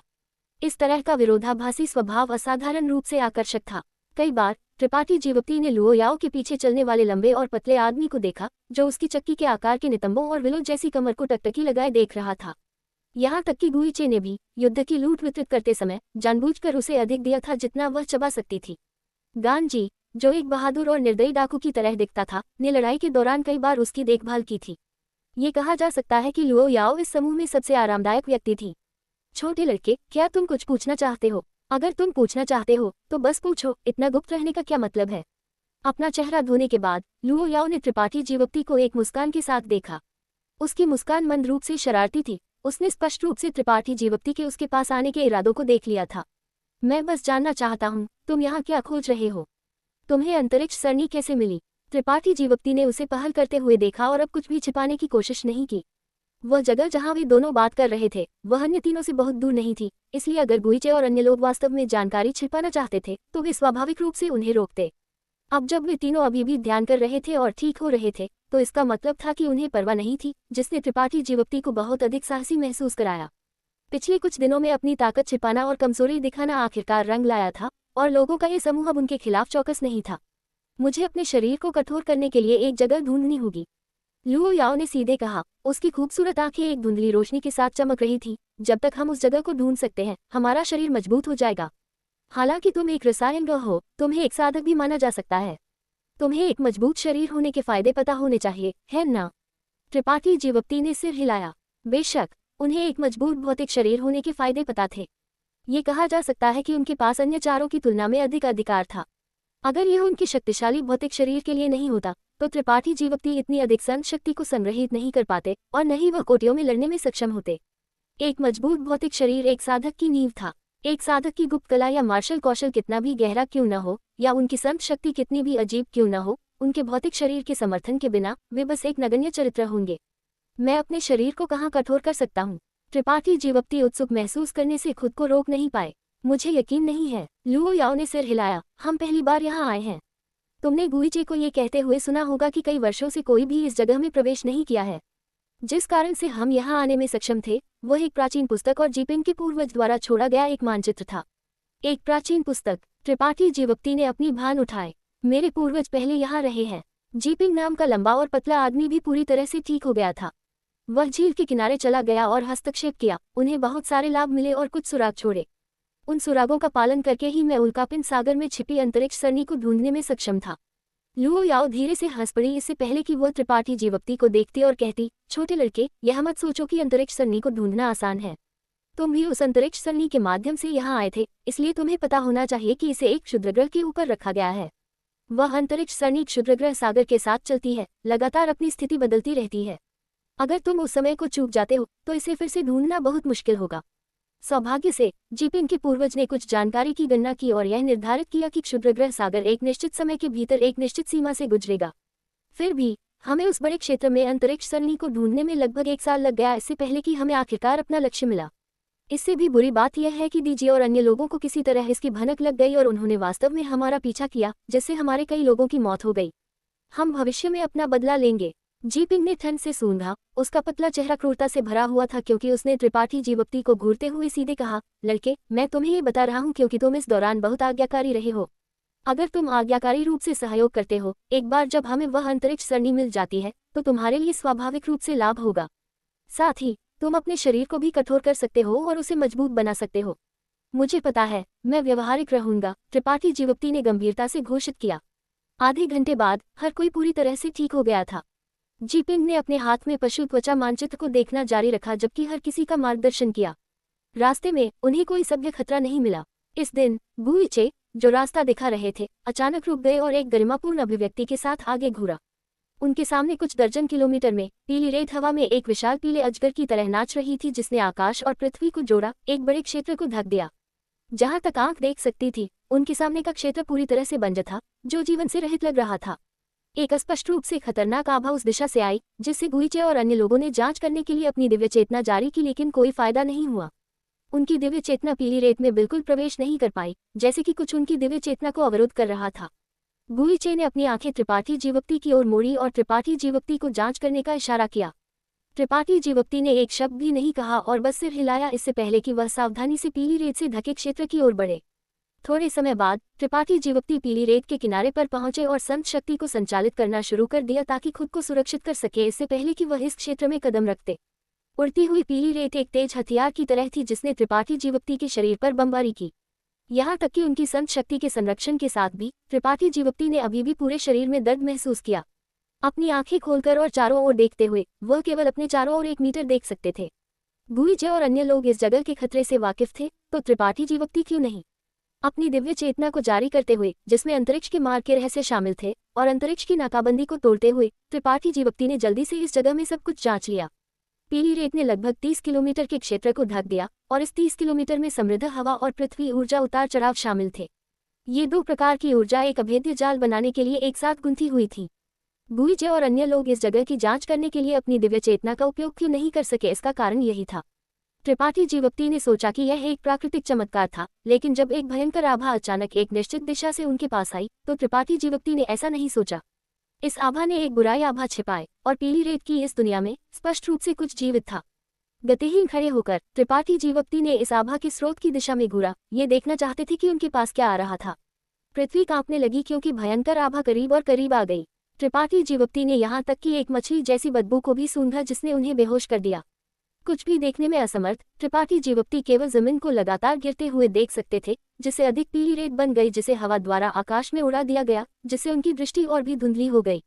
मंद रूप से 2 विशाल पंजे दिखाई दिए, और जैसे ही ये पंजे खुले और बंद हुए, वे अंतरिक्ष को ही काटने में सक्षम लग रहे थे।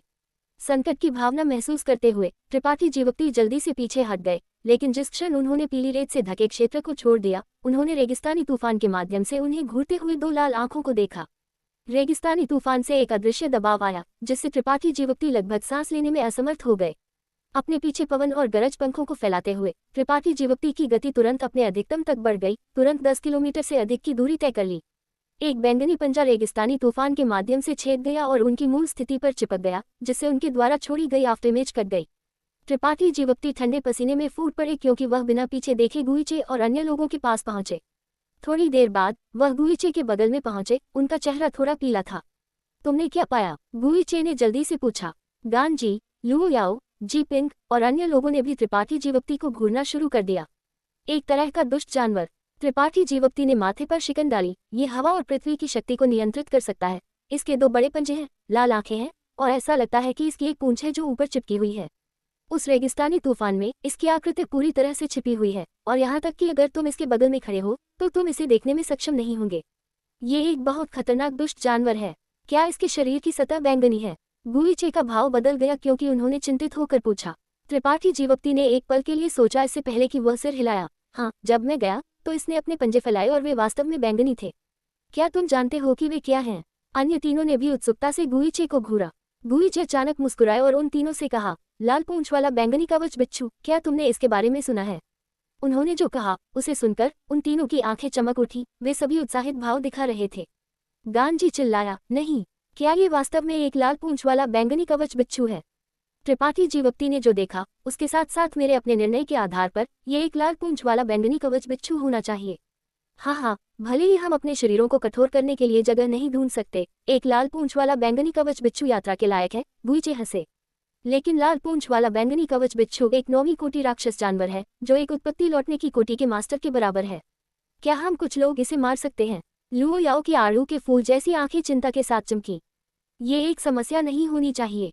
गांजी ने एक पल के लिए सोचा, एक राक्षस जानवर आखिर एक राक्षस जानवर है, और यह कई वर्षों से बिना किसी लड़ाई के अनुभव के यहाँ रहा है। अगर यह अपनी सहज प्रवृत्ति के आधार पर हमसे लड़ता है तो ये केवल मरेगा। वास्तव में जी पिंग को भी कोई आपत्ति नहीं थी। उनका चेहरा उत्सुकता से भरा हुआ था। क्या वह राक्षस जानवर बहुत अच्छा है? त्रिपाठी जीवप्ती ने एक संदिग्ध रूप दिखाया। गुईचे मुस्कुराए, ये एक 10वीं कोटि राक्षस जानवर से भी बेहतर है। अन्य राक्षस जानवरों में उनके राक्षस केंद्र के अलावा कुछ भी मूल्यवान नहीं हो सकता है। हालांकि उनके पंजे, दांत और फर के कुछ उपयोग हैं, वे बहुत उपयोगी नहीं हैं। हालांकि ये लाल पूंछ वाला बैंगनी कवच बिच्छू अलग है। इसका खोल, पूंछ और पंजे सभी कलाकृतियों को परिष्कृत करने के लिए उपयोग किए जा सकते हैं जो उत्पत्ति कोटि के हैं। इसका खून और जहर गोलियां परिष्कृत करने के लिए उपयोग किया जा सकता है, और इसका राक्षस केंद्र एक साधक की ताकत को बढ़ाने के लिए उपयोग किया जा सकता है। ये कहा जा सकता है कि इसका पूरा शरीर एक खजाना है। सबसे मूल्यवान हिस्सा इसका राक्षस केंद्र है, क्योंकि यह एक दोहरी विशेषता वाला राक्षस जानवर है। इसने अपनी 2 विशेषताओं, हवा और पृथ्वी को पूरी तरह से एकीकृत कर दिया है। यदि एक साधक जो हवा या पृथ्वी विशेषताओं की खेती करता है उसके राक्षस केंद्र को अवशोषित करता है, तो वह व्यक्ति बहुत संभावना से दूसरे क्षेत्र के रहस्यों में झांकने में सक्षम होगा। तुम क्या सोचते हो? इस बार यहाँ तक कि त्रिपाठी जीवप्ती भी प्रेरित हुए। एपिसोड 1088। सामान्य तौर पर एक साधक अपने शरीर में केवल एक ही प्रकार की ऊर्जा संग्रहित करता था, इसलिए नहीं कि कोई सीमा थी, बल्कि इसलिए कि वे जितना चबा सकते थे उससे अधिक काट रहे थे। एक ही प्रकार की ऊर्जा, एक ही क्षेत्र, एक साधक के लिए जीवन भर अध्ययन करने और समझने के लिए पर्याप्त था। हालांकि अधिकांश साधक कई अलग अलग प्रकार की ऊर्जा का उपयोग कर सकते थे, चाहे मार्शल कौशल या कलाकृतियों की मदद से। उदाहरण के लिए त्रिपाठी जीवप्ती स्वयं यांग विशेषता ऊर्जा और अदम्य स्वर्ण कंकाल की बुराई विशेषता ऊर्जा का उपयोग करने में सक्षम थे। वह अपने पवन और गरज पंखों की पवन और गरज शक्ति का भी उपयोग कर सकते थे। 4 प्रकार की ऊर्जा को प्राथमिक और माध्यमिक प्रकारों में विभाजित किया गया था। यांग विशेषता ऊर्जा और अदम्य स्वर्ण कंकाल की बुराई विशेषता ऊर्जा त्रिपाठी जीवप्ती के जीवन का मुख्य फोकस थे। वह लंबे समय से इन 2 प्रकार की ऊर्जा के रहस्यों का अध्ययन कर रहे थे। अंततः उन्हें एक साथ फ्यूज करके एक भयंकर राक्षसी लौ का निर्माण किया जो दुनिया की सभी चीजों को जला सकती थी। पवन और गरज शक्ति का उपयोग केवल पवन और गरज पंखों को बुलाते समय थोड़ा ही किया जा सकता था। लाल पूंछ वाले बैंगनी कवच बिच्छू के राक्षस केंद्र में स्वाभाविक रूप से पवन और पृथ्वी शक्तियां शामिल थीं। उन्हें पूरी तरह से एक साथ फ्यूज कर दिया गया था, जिससे यह अत्यंत मूल्यवान बन गया था। गुईचे का 4 लोगों का समूह एक साथ इकट्ठा हुआ। उनमें से हर एक लड़ने की भावना से भरा हुआ था। उनकी आंखें चमक रही थी क्योंकि उन्होंने आगामी लड़ाई में अपनी संबंधित स्थितियों और जिम्मेदारियों पर चर्चा की थी। लाल पूंछ वाला बैंगनी कवच बिच्छू एक 9वीं कोटि राक्षस जानवर था, जो उत्पत्ति लौटने की कोटि के एक साधक के बराबर था। अगर ये 4 संत राजा इसे मारना चाहते थे तो उन्हें एक निश्चित मात्रा में जोखिम उठाना पड़ता था, लेकिन उनके आत्मविश्वासी रूपों से ये स्पष्ट था कि उन्हें इस लड़ाई में सफलता मिलेगी। इन चारों में से कोई भी मूर्ख नहीं था, इसलिए स्वाभाविक रूप से वे ऐसी खतरनाक स्थिति में शामिल नहीं होंगे। त्रिपाठी जीवप्ती ने भाग नहीं लिया। अपनी तीसरी कोटि संत कोटि की खेती के साथ वह इस लड़ाई में भाग लेने के लिए योग्य नहीं थे, लेकिन उन्होंने आग्रह नहीं किया और बस एक तरफ खड़े रहे, जाहिर तौर पर उब गए थे। 1 घंटे बाद सब कुछ चर्चा होने के बाद गुईचे ने सार्थक रूप से मुस्कुराया और नेतृत्व लिया। पीली रेत से ढके क्षेत्र की ओर दौड़ पड़े।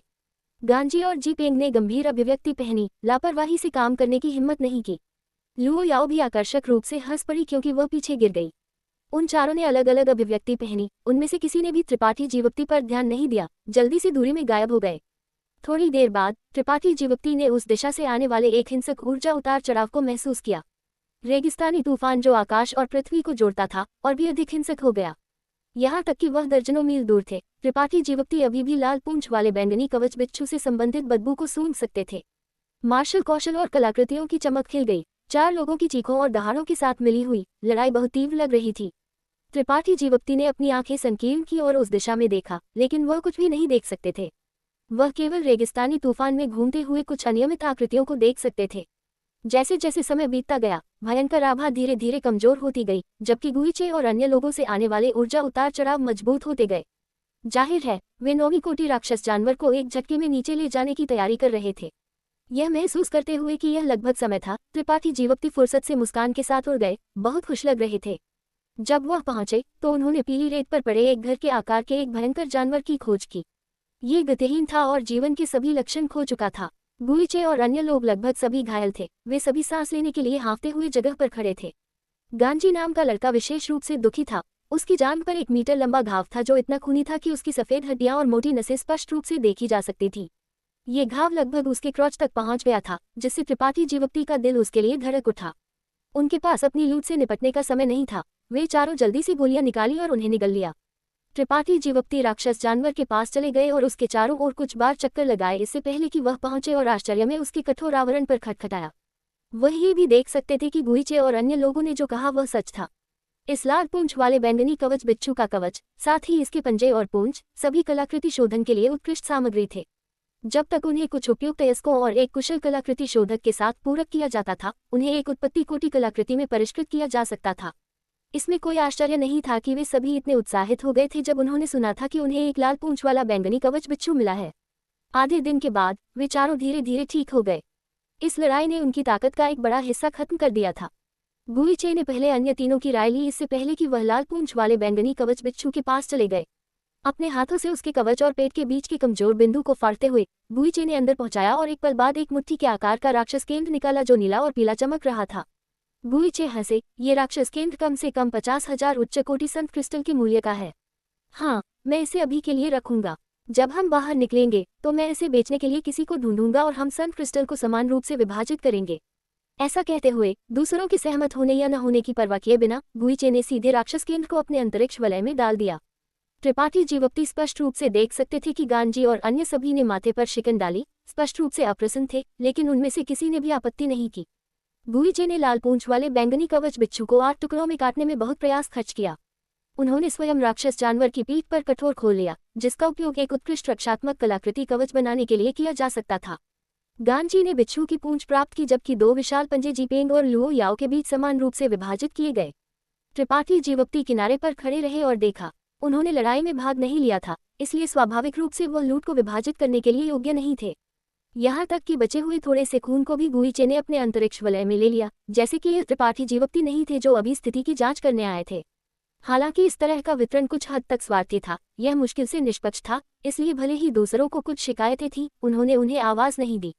जहाँ तक त्रिपाठी जीवप्ती की राय का सवाल है, उन्हें परवाह नहीं थी। चलो थोड़ी देर आराम करते हैं, गुईचे ने आदेश दिया और हर कोई ध्यान करने के लिए बैठ गया। जीपेंग ने फिर से पशु त्वचा निकाली और ध्यान से इसका अध्ययन किया। उनकी भान सिकुड़ी हुई थी। अचानक जीपेंग ने एक जोरदार चीख निकाली। हर कोई चौंक गया और उन्हें देखने के लिए मुड़ा, केवल उन्हें खुशी से चमकते हुए और खुशी से नाचते हुए देखने के लिए, स्पष्ट रूप से अत्यंत उत्साहित थे। तुमने क्या पाया? गुइचे ने जल्दी से पूछा। मुझे लगता है कि हम अपने लक्ष्य से दूर नहीं हो सकते हैं। जी पेन का चेहरा खुशी से भरा हुआ था। गुइचे के लूट के वितरण के साथ उनकी थोड़ी सी असंतुष्टि बहुत पहले भुला दी गई थी। उन्हें ये कहते हुए सुनकर कई लोग जी पेन के बगल में दौड़ पड़े। त्रिपाठी जीवप्ती भी देखने के लिए आगे बढ़े। पशु चर्मपत्र सभी प्रकार के अजीब प्रतीकों से भरा हुआ था। चर्मपत्र के शीर्ष पर एक विशाल क्रॉस था, जो लक्ष्य होना चाहिए जिसकी वे तलाश कर रहे थे। चर्मपत्र पर अन्य स्थानों पर कुछ प्रतीक भी थे जो विशेष अर्थों का प्रतिनिधित्व करते थे। इस पीले क्षेत्र को देखो। मुझे पहले पता नहीं था कि इसका क्या मतलब है, लेकिन अब मैं समझता हूँ। यह उस जगह का प्रतिनिधित्व करता है जहाँ लाल पूंछ वाला बैंगनी कवच बिच्छू स्थित है। जीपेंग ने पशु त्वचा की ओर इशारा किया और अपनी खोज को समझाया। अगर ये चिन्ह हमारी वर्तमान स्थिति है, तो क्या ये नीला क्षेत्र वह जंगल नहीं होगा जिससे हम पहले गुजरे थे? गुइचे ने विचारपूर्वक पूछा। तो ये झील होनी चाहिए। लुओ याओ ने भी एक निश्चित जगह की ओर इशारा किया और अपनी राय व्यक्त की। यह सही होना चाहिए। मुझे देखने दो। जब तक हम आगे बढ़ते रहेंगे, हमें कुछ दिनों में वह जगह मिल जानी चाहिए। जैसे ही यह बयान आया, हर कोई खुशी से झूम उठा। आगे कुछ खतरा लगता है। त्रिपाठी जीवप्ती ने हस्तक्षेप किया। पशु त्वचा पर एक चिन्ह की ओर इशारा किया। वह चिन्ह आकाश में उड़ते हुए एक बड़े पक्षी का था। पहली नजर में कोई बता सकता था कि यह उत्तेजित होने वाला अस्तित्व नहीं था। एक पक्षी प्रकार राक्षस जानवर एक भूमि आधारित राक्षस जानवर की तुलना में अधिक मुश्किल से निपटने के लिए निश्चित था। उनके आंदोलन तेज थे और उनके शरीर अधिक लचीले थे। राक्षस जानवर के समान स्तर के बीच एक पक्षी प्रकार राक्षस जानवर एक भूमि आधारित राक्षस जानवर की तुलना में अधिक शक्तिशाली था। चलो इसे एक कदम पर लेते हैं। अगर वह जगह वास्तव में खतरनाक है, तो हम एक चक्कर लगाएंगे। गुइचे ने एक गहरी सांस ली। थोड़ी देर आराम करने के बाद हर कोई अपनी चरम स्थिति में ठीक हो गया और आगे बढ़ना जारी रखा। पशु चर्मपत्र पर बड़े पक्षी के पैटर्न ने समूह में हर किसी को चौकस कर दिया। समय समय पर अपने सिर ऊपर उठा रहे थे, लेकिन जब वे क्षेत्र को छोड़ने वाले थे, तब भी उन्हें एक भी राक्षस जानवर नहीं दिखा। इसने हर किसी को, जो किसी भी समय लड़ने के लिए तैयार था, बहुत उलझन में डाल दिया, ये सोचकर कि क्या वे गलत रास्ते पर चले गए थे। अचानक उनके सामने बिजली का एक उज्ज्वल चाप दिखाई दिया और गरज की एक तीखी आभा बाहर निकली, जिससे हर किसी का भाव बदल गया। जहां तक आंख देख सकती थी, एक पेड़ था जो 12 किलोमीटर से अधिक दूर खड़ा था। विरल पत्तों पर लंबे और छोटे बिजली की चमक लगातार थे। उन पांचों ने दर्जनों किलोमीटर के दायरे में स्थिति की जांच करने के लिए अपनी दिव्य चेतना जारी की। ये निर्धारित करने के बाद कि पास में कोई खतरा नहीं था, उन्होंने गुइचे के नेतृत्व का पालन किया और पेड़ के पास पहुंचे।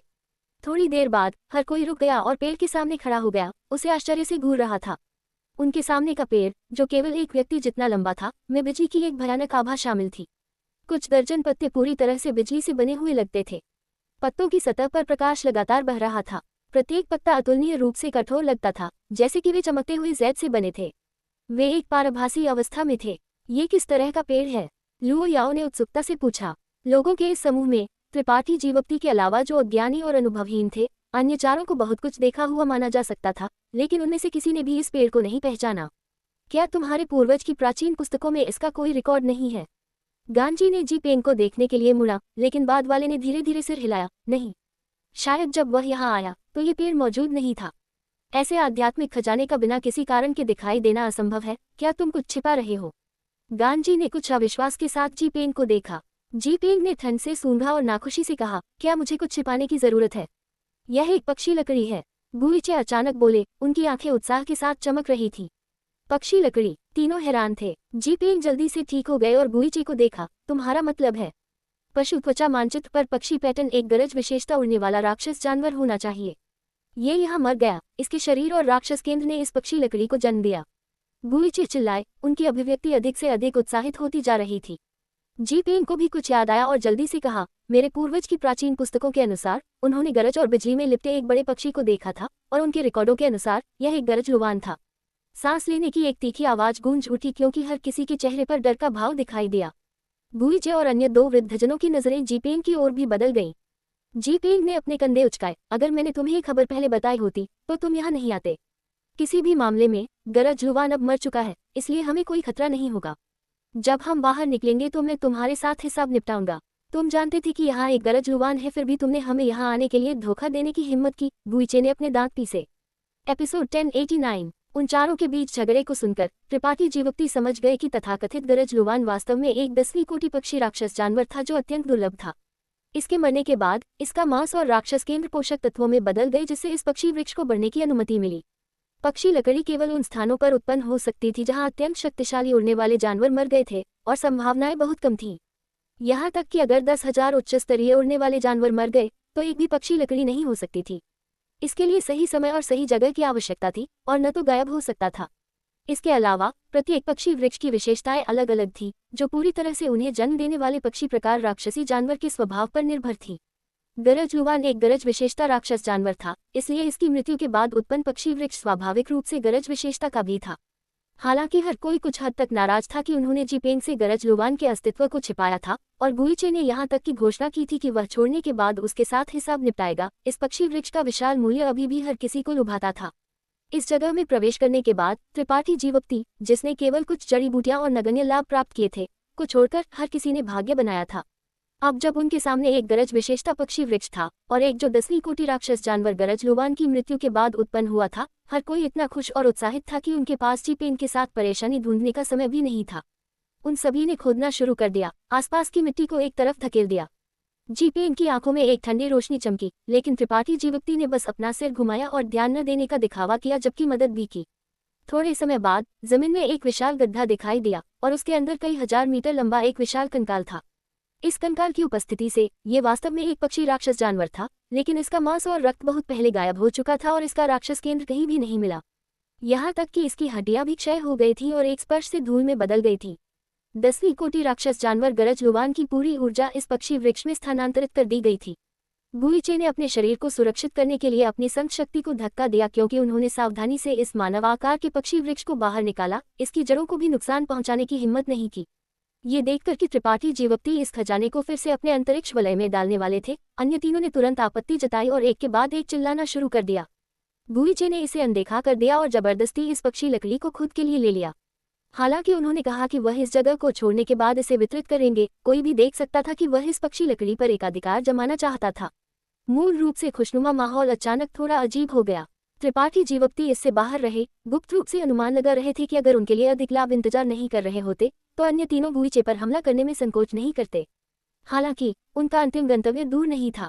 वे केवल अपने दिलों में गुस्से को दबा सकते थे और कोई भी योजना बनाने से पहले अंतिम इनाम का इंतजार कर सकते थे। टीम में माहौल बहुत अजीब था। त्रिपाठी जीवप्ती पीछे चुपचाप पीछा करते रहे, बहुत स्पष्ट थे। जितना आगे वे गए उतना ही अधिक उजाड़ होता गया। ऐसा लगा कि लाल पूंछ वाले बैंगनी कवच बिच्छू के क्षेत्र से शुरू होकर पृथ्वी बंजर हो गई थी। जो भूमि जीवन शक्ति से भरी होनी चाहिए थी, वह किसी तरह बंजर हो गई थी और यहाँ तक कि यहाँ की विश्व ऊर्जा भी धीरे धीरे गायब हो रही थी। इस दिन जैसे ही वे चल रहे थे, हर किसी ने अचानक उनके सामने एक अजीब ऊर्जा उतार चढ़ाव महसूस किया। उसी समय हर किसी के शरीर में खून अनियंत्रित रूप से उमड़ने लगा, जिससे पांचों लोगों के चेहरे लाल हो गए। उनके खून की अशांति ने उन्हें उत्साहित और हिंसक बना दिया, जिससे हर किसी की आंखें धीरे धीरे लाल हो गईं और उनकी सांस भारी हो गई। मिला। जीपेंग एक पल के लिए चौंक गए, इससे पहले कि वह बिना किसी झिझक के अपनी तारा नौक को बुलाया और इस अजीब ऊर्जा उतार चढ़ाव के स्रोत की ओर उड़ गए। अन्य लोग भी पीछे रहने को तैयार नहीं थे और बारीकी से पीछा किया। अजीब ऊर्जा उतार चढ़ाव अधिक से अधिक तीव्र हो गए, उनके खून के प्रवाह को अधिक से अधिक उत्तेजित कर रहे थे। त्रिपाठी जीवप्ती ने यहाँ तक कि उनके सीने से आने वाली एक हिंसक दिल की धड़कन सुनी। ये स्थिति बहुत असामान्य थी, जिससे त्रिपाठी जीवप्ती तुरंत सतर्क हो गए। पलक झपकते ही वे सभी एक गड्ढे के ऊपर थे। गड्ढा एक चमकीले लाल तरल से भरा हुआ था, जो खून जितना गाढ़ा लगता था। तरल ने सूरज की रोशनी को प्रतिबिंबित किया, जिससे यह बड़ा क्षेत्र अजीब और सुंदर लगता था। शरीर कठोरीकरण दिव्य तालाब। गुइचे ने जीपेंग को देखने के लिए मुड़ा। जीपेंग ने खुशी से भरी अपनी आंखों से जोर से सिर हिलाया। मैं इसका उपयोग कैसे करूं? गांजी ने चिंतित होकर पूछा। उन्होंने इस तालाब को ढूंढने के लिए कड़ी मेहनत की थी और एक बड़ी कीमत चुकाई थी। अब जब वे पहुंच गए थे, वह स्वाभाविक रूप से अपने शरीर को कठोर करने और इसे मजबूत बनाने के लिए इंतजार नहीं कर सकते थे। ये एक साधक की नींव थी। रास्ते में उन्होंने जो विभिन्न लाभ प्राप्त किए थे, वे इस तरह के मौलिक सुधार की तुलना नहीं कर सकते थे। ये कुछ खास नहीं है। जीपेंग हंस पड़े और खूनलाल तालाब में कूदने वाले पहले व्यक्ति थे। हर जगह पानी छलक गया, क्योंकि जीपेंग का सिर उभरा और उन्होंने एक दबी हुई कराह निकाली, जैसे कि वह किसी तरह के दर्द से पीड़ित थे। लेकिन जल्द ही ये दर्द गायब हो गया और अंतहीन खुशी से बदल गया। जीपेंग का शरीर बहुत पोषित लगता था और उनकी दूसरी कोटि संत राजा आभान जाने में फैलने लगी। कोई भी महसूस कर सकता था कि उनकी जीवन शक्ति तेजी से बढ़ रही थी। गुइचे, गांजी, लो याओ और अन्य लोग अभी भी थोड़े सतर्क थे, इस डर से कि जीपेंग आखिरी पल में कुछ छिपा रहे थे। लेकिन उन्हें इतनी बेईमानी से कूदते हुए देखने के बाद उन्होंने अब संकोच नहीं किया, इस डर से कि सभी लाभ अकेले जीपेंग द्वारा ले लिए जाएंगे। इसलिए वे सभी तथाकथित शरीर कठोरीकरण दिव्य तालाब में कूद गए। तालाब बहुत बड़ा नहीं था, व्यास में केवल 300 मीटर था। यह अज्ञात था कि अंदर किस तरह के रहस्य छिपे थे, लेकिन जैसे ही वे तीनों अंदर दाखिल हुए, उन सभी ने खुशी की अभिव्यक्ति दिखाई। त्रिपाठी जीवप्ती जगह पर खड़े रहे और हिले नहीं। जी पेंग ने अपनी आंखें खोली और उन्हें देखा, चिल्लाया, लड़के, किनारे पर जाओ, तुम बीच में दबाव सहन नहीं कर सकते। क्या मैं भी अंदर आ सकता हूँ? त्रिपाठी जीवप्ती ने आश्चर्य का भाव दिखाया। जी पेंग हंस पड़े, जब हम यहाँ आए थे तो मैंने तुम्हें बताया था, अगर तुम ईमानदारी से सहयोग करते हो तो तुम्हें स्वाभाविक रूप से लाभ होगा। बेशक, मैं अपना वादा निभाऊंगा। त्रिपाठी जीवप्ती ने माथे पर शिकन डाली। जल्दबाजी में कूदना नहीं चाहते थे, लेकिन ये जानते हुए कि वह मना नहीं कर सकते थे, वह केवल जी पेंग के निर्देशों का पालन कर सकते थे और तालाब के किनारे पर उतर सकते थे। जैसे ही उन्होंने तालाब में प्रवेश किया, त्रिपाठी जीवप्ती का चेहरा बदल गया। सभी दिशाओं से एक भयंकर दबाव ने उन्हें बमबारी की, जिससे उन्हें गंभीर दर्द हुआ, जैसे कि उनके 5 हाथों और 6 अंगों को गंभीर रूप से नुकसान पहुंचाया गया हो, जिससे उनका चेहरा पीला पड़ गया। लेकिन अगले ही पल ये दर्द गायब हो गया और अंतहीन आराम से बदल गया। एक अस्पष्ट शक्ति तालाब से उमड़ पड़ी और उनके शरीर में प्रवेश कर गई।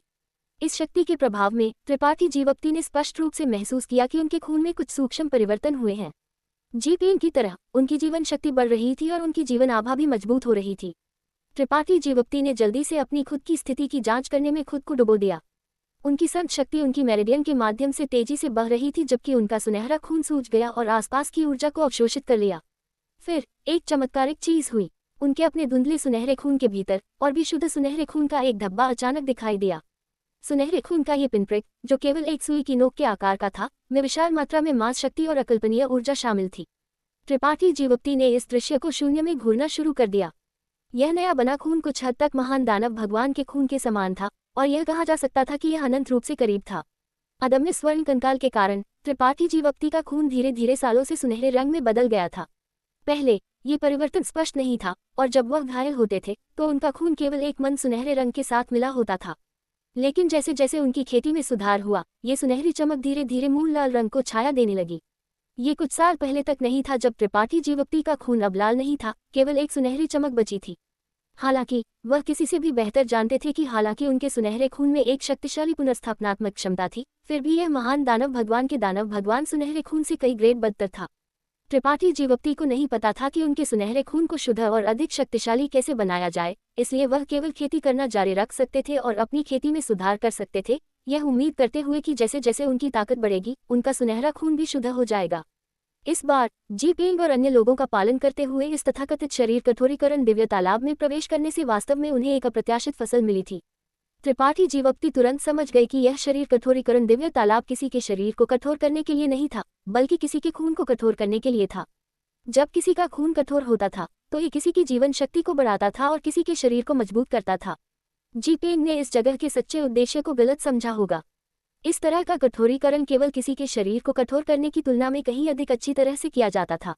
इसे महसूस करते हुए त्रिपाठी जीवप्ती ने अब संकोच नहीं किया और सभी दिशाओं से अंदर डालने वाली अजीब ऊर्जा के लिए अपना मन खोला।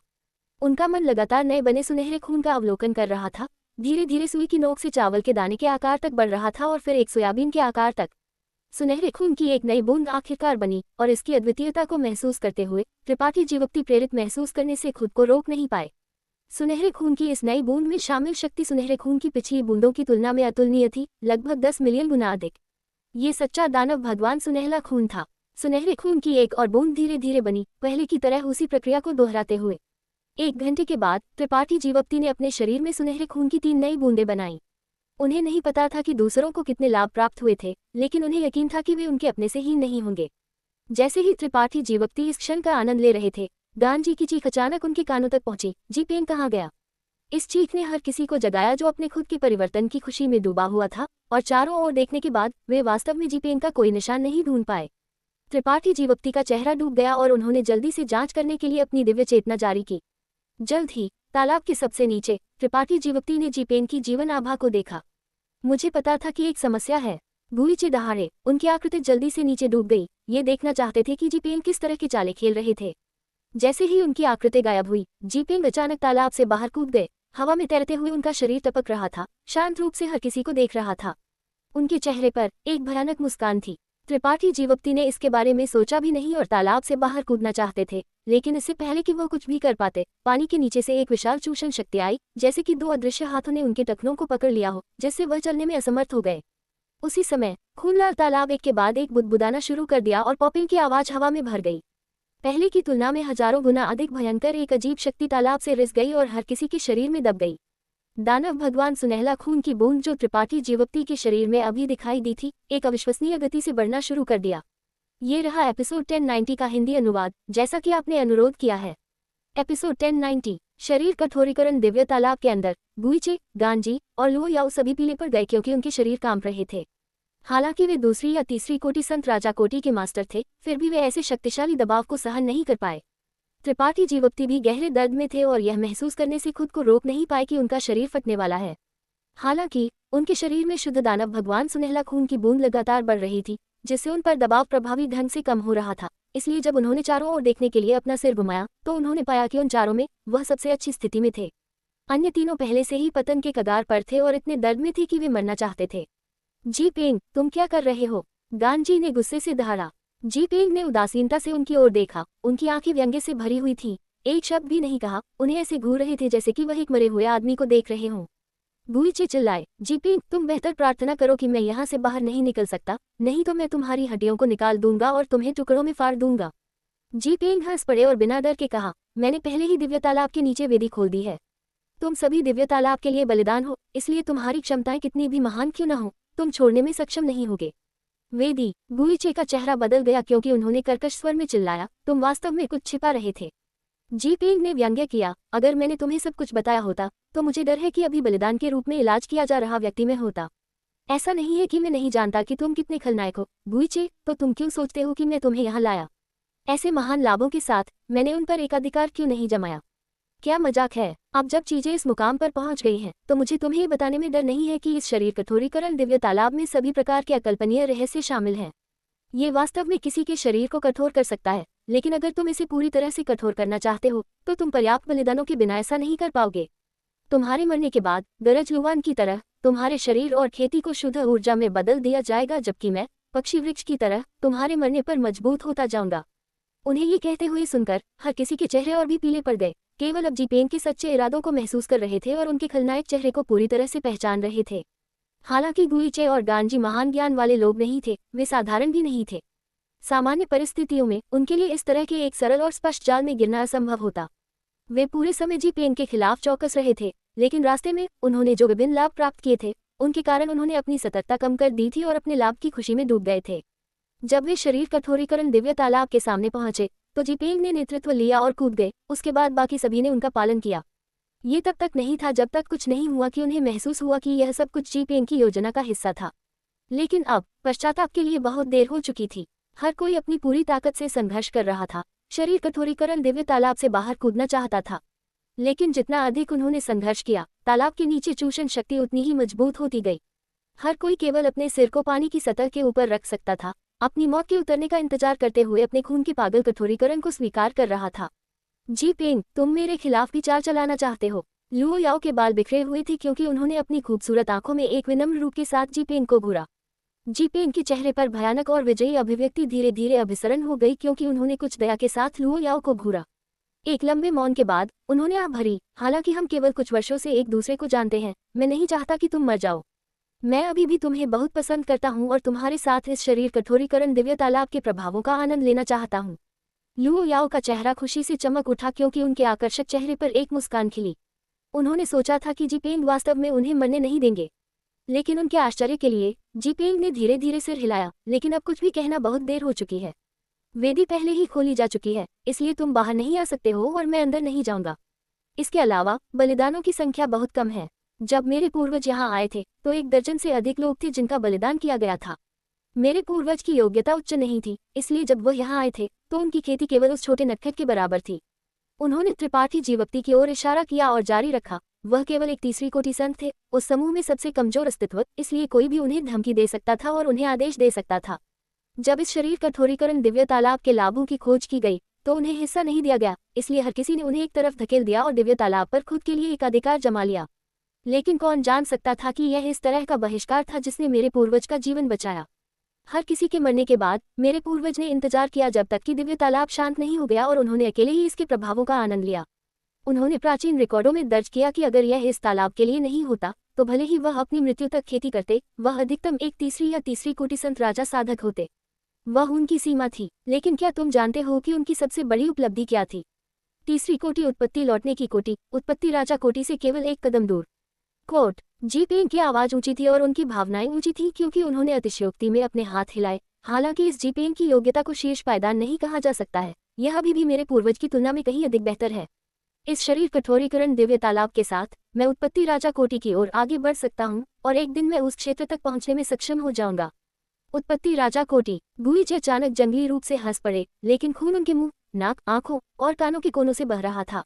उन्हें अनदेखा करते हुए गुईचे ने तिरस्कारपूर्वक जीपेन को घूरा। तुम सोचते हो कि तुम्हारे जैसा एक कचरा उत्पत्ति राजा कोटि तक खेती कर सकता है? उत्पत्ति राजा कोटि बहुत बेकार है। जीपेन गुस्सा नहीं हुए और इसके बजाय आराम से कहा, तुम इसके गवाह बनोगे। जब तुम मेरे शरीर का हिस्सा बन जाओगे तो तुम मेरे साथ इसके गवाह बन पाओगे। लुओ याओ, हालांकि मुझे तुम्हारे लिए बहुत माफ है, तुम्हें उनके साथ शामिल होना चाहिए और मेरे शरीर का हिस्सा बनना चाहिए। हाँ, मैं तुम्हें याद करने के लिए तुम्हारे लिए एक स्मारक पटिया स्थापित करूंगा। आगे के दिन लंबे हैं और मुझे विश्वास है कि मैं एक महिला से मिलूंगा जिसे मैं पसंद करता हूँ। पागल, तुम एक पागल हो। लुओ याओ का चेहरा पीला पड़ गया क्योंकि उन्होंने चीखना शुरू कर दिया। तुम जो चाहो कहो। जीपेंग ने अपनी दया को रोका और ठंड से नीचे घूरा। उनके पास लोगों के इस समूह से कहने के लिए वास्तव में कुछ भी नहीं था जो मरने वाले थे। उन्होंने अभी जो कुछ भी कहा था वह अपना गुस्सा निकालने के लिए था। तालाब में लोगों की स्थिति बदतर होती जा रही थी। त्रिपाठी जीवप्ती के अलावा अन्य 3 लोगों का खून उबलता हुआ लगता था, उनकी मेरिडियन को तोड़ता था, उनके मांस को फाड़ता था और उनकी त्वचा से रिसता था। गहरा लाल खून शरीर कठोरीकरण दिव्य तालाब में बह गया, पहले से ही गहरे लाल दिव्य तालाब को और भी अधिक लाल रंग में रंग दिया। त्रिपाठी जीवप्ती ने केवल कुछ असुविधा महसूस की, लेकिन वह किसी भी जानलेवा खतरे में नहीं थे। एक व्यक्ति के शरीर की क्षमता सीमित थी, ठीक उसी तरह जैसे सन शक्ति को किसी के डांटियन में संग्रहित किया जा सकता था। जब अन्य साधक इस सीमा तक पहुंच जाते थे तो वे अब और अधिक संग्रहित करने में सक्षम नहीं होते थे। बाहरी शक्तियों के प्रभाव में जबरदस्ती किसी की सन शक्ति को उनके डांटियन में डालना केवल अंतहीन परेशानियों को जन्म देगा और यहाँ तक कि किसी की मौत भी हो सकती है। त्रिपाठी जीवप्ती अलग थे, वह यहाँ तरल को संघर्ष करने में सक्षम थे, लेकिन अब वह अपने शरीर के हर इंच में अतिरिक्त सन शक्ति संग्रहित कर सकते थे। उनका शरीर असीम था। शरीर कठोरीकरण दिव्य तालाब का प्रभाव खेती के माध्यम से प्राप्त संत शक्ति के समान था। जीपेंग ने नीचे वेदी खोली और दिव्य तालाब के प्रभाव को अधिकतम कर दिया। गुईचे, गांजी, लू याओ और अन्य लोग इस तरह के कठोरीकरण का सामना करने में असमर्थ थे और मरना केवल समय की बात थी। त्रिपाठी जीवप्ती, दूसरी ओर, इस दानव भगवान सुनहला खून को शुद्ध दानव भगवान सुनहला खून में परिष्कृत करने में सक्षम थे। वह इस दानव भगवान सुनहला खून को जितना संभव हो उतना भयंकर परिष्कृत करने के लिए इंतजार नहीं कर सकते थे। अब उनके शरीर में पहले से ही 10 बूंदें दानव भगवान सुनहला खून थी, प्रत्येक बूंद में भयानक मात्रा में ऊर्जा शामिल थी। एक दुखद चीख गूंज उठी क्योंकि गांजी अचानक पागल हो गए। उनकी ताकत एक ज्वार की लहर की तरह फूट पड़ी क्योंकि उन्होंने अपने आसपास पागल रूप से हमला किया। उनकी आंखें लाल हो गई क्योंकि उनसे खून बह गया, जिससे एक दुखद उपस्थिति बनी। पेंग, एक दबी हुई आवाज गूंज उठी क्योंकि शरीर कठोरीकरण दिव्य तालाब में एक विशाल छप दिखाई दिया। तालाब का पानी वापस गिरने के बाद वह जगह जहां गांजी कभी खड़े थे अब वहां नहीं थी। केवल मांस के टुकड़े और टूटे हुए अंग तालाब की सतह पर तैर रहे थे, धीरे धीरे नीचे डूब रहे थे, इससे पहले कि पानी से घुल जाएं और विशाल पोषक तत्वों में बदल जाएं। जैसे ही गांजी की मृत्यु हुई, शरीर कठोरीकरण दिव्य तालाब और भी अधिक उबल गया और नीचे से बड़ी संख्या में बुदबुदे निकले। त्रिपाठी जीवप्ती ने स्पष्ट रूप से महसूस किया कि सभी दिशाओं से उनके शरीर में डालने वाली ताकत बढ़ गई थी, जिससे उन्हें लगभग दर्द में रोना पड़ा। जीपेंग ने बलिदान होने के बारे में जो कहा वह एक धोखा नहीं बल्कि एक तथ्य था। अब जब गांजी एक बलिदान के रूप में मर गए थे तो शरीर कठोरीकरण दिव्य तालाब का प्रभाव बढ़ गया था। अगले ही पल लुओ याओ की चीखें आकाश में गूंज उठी क्योंकि यह आकर्षक और गरिमापूर्ण युवा महिला गांजी के नक्शेकदम पर चली गई। मरने से पहले लुओ याओ की खूबसूरत आंखें एक भूलने असंभव नफरत के साथ चमकी क्योंकि उन्होंने जीपेंग को घूरा, जैसे कि वह उनकी बदसूरती को अपनी आत्मा की गहराइयों में छापना चाहती थी। वे दोनों एक के बाद एक विस्फोटित हो गए, यहाँ तक कि उनकी हड्डियां भी पीछे नहीं छोड़ी। शरीर कठोरीकरण दिव्य तालाब का प्रभाव अचानक एक पूरे नए स्तर तक बढ़ गया। इस क्षण में यहाँ तक कि गुईचे, जो उनमें सबसे मजबूत थे, अब और नहीं रुक पाए और जल्दी से बाहर बुलाया, जीपेंग, मुझे यहाँ से बाहर निकालो और मैं तुम्हें अपना अंतरिक्ष वलय दूंगा। जीपेंग उदासीन रहे क्योंकि उन्होंने उन्हें उदासीनता से घूरा और हल्के से कहा, तुम मर चुके हो, लेकिन जब शरीर कठोरीकरण दिव्य तालाब शांत हो जाएगा तो मैं स्वाभाविक रूप से नीचे जाऊंगा और तुम्हें ढूंढूंगा। मैं तुम्हारे अंतरिक्ष वलय में सब कुछ ले लूंगा, यहाँ सब कुछ मेरा होगा, तुम प्रतिशोध भुगतोगे। गुईचे दहाड़े। जीपेंग जंगली रूप से हंस पड़े, मैं इंतजार करूंगा, लेकिन तुम्हें इसे देखने का मौका नहीं मिलेगा।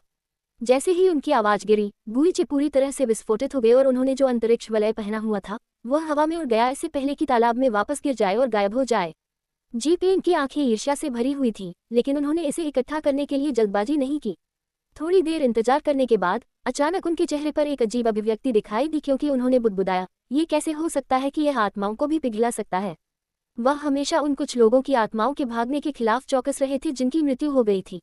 वह तैयार भी थे कि एक बार जब वे ऐसा करने की कोशिश करेंगे तो उन सभी को मार डालेंगे। वह निश्चित रूप से उनकी आत्माओं को भागने नहीं देंगे। उन्हें जिसकी उम्मीद नहीं थी वह ये था कि इन लोगों की आत्माओं ने भागने का कोई संकेत नहीं दिखाया, जैसे कि उन्हें बलिदान में बदल दिया गया था और उनके मांस और खून के साथ गायब हो गए थे। खुद से बुदबुदाते हुए जीपेंग अचानक त्रिपाठी जीवप्ती की ओर अपना सिर घुमाया और माथे पर शिकन डाली। छोटे नटखट, तुम अभी तक क्यों नहीं मरे? त्रिपाठी जीवप्ती के माथे पर नसें उभर गई क्योंकि उन्होंने अकल्पनीय दर्द और यातना सहन की। सिर हिलाया क्योंकि उन्होंने कहा, मुझे नहीं पता, शायद मेरी ताकत बहुत कम है, या शायद मैं अभी भी तालाब के किनारे पर हूँ। क्या तुम नीचे आकर जांच करना चाहते हो? जीपेंग ने ठंड से सूंघा। क्या तुम्हें लगता है कि मैं एक मूर्ख हूँ? त्रिपाठी जीवप्ती ने जोर से सिर हिलाया। तुम वास्तव में एक मूर्ख हो, केवल जो तुम्हारे सामने है उस पर ध्यान केंद्रित कर रहे हो और यहाँ तक कि यह भी ध्यान नहीं दे रहे हो कि कोई तुम्हारे पीछे से हमला कर रहा था। जीपेंग का चेहरा बदल गया क्योंकि उन्होंने अचानक चारों ओर मुड़ा और एक खून से सना हुआ आदमी देखा जिसके सिर पर 2 सींग थे जो चुपचाप पीछे से पास आ रहा था। जीपेंग की आत्मा लगभग उनके शरीर को छोड़ गई क्योंकि वह पीले पड़ गए। इस राक्षस जाति मास्टर की स्थिति देखने के बाद जीपेंग बहुत शांत हो गए। डीजी को किसी तरह के खतरे और लड़ाई का सामना करना पड़ा था, लेकिन उनका शरीर घावों से ढका हुआ था और वह काफी परेशान लगते थे। उसके ऊपर वह अकेले थे और उनके साथी जो उनका पालन कर रहे थे कहीं भी नहीं देखे गए थे।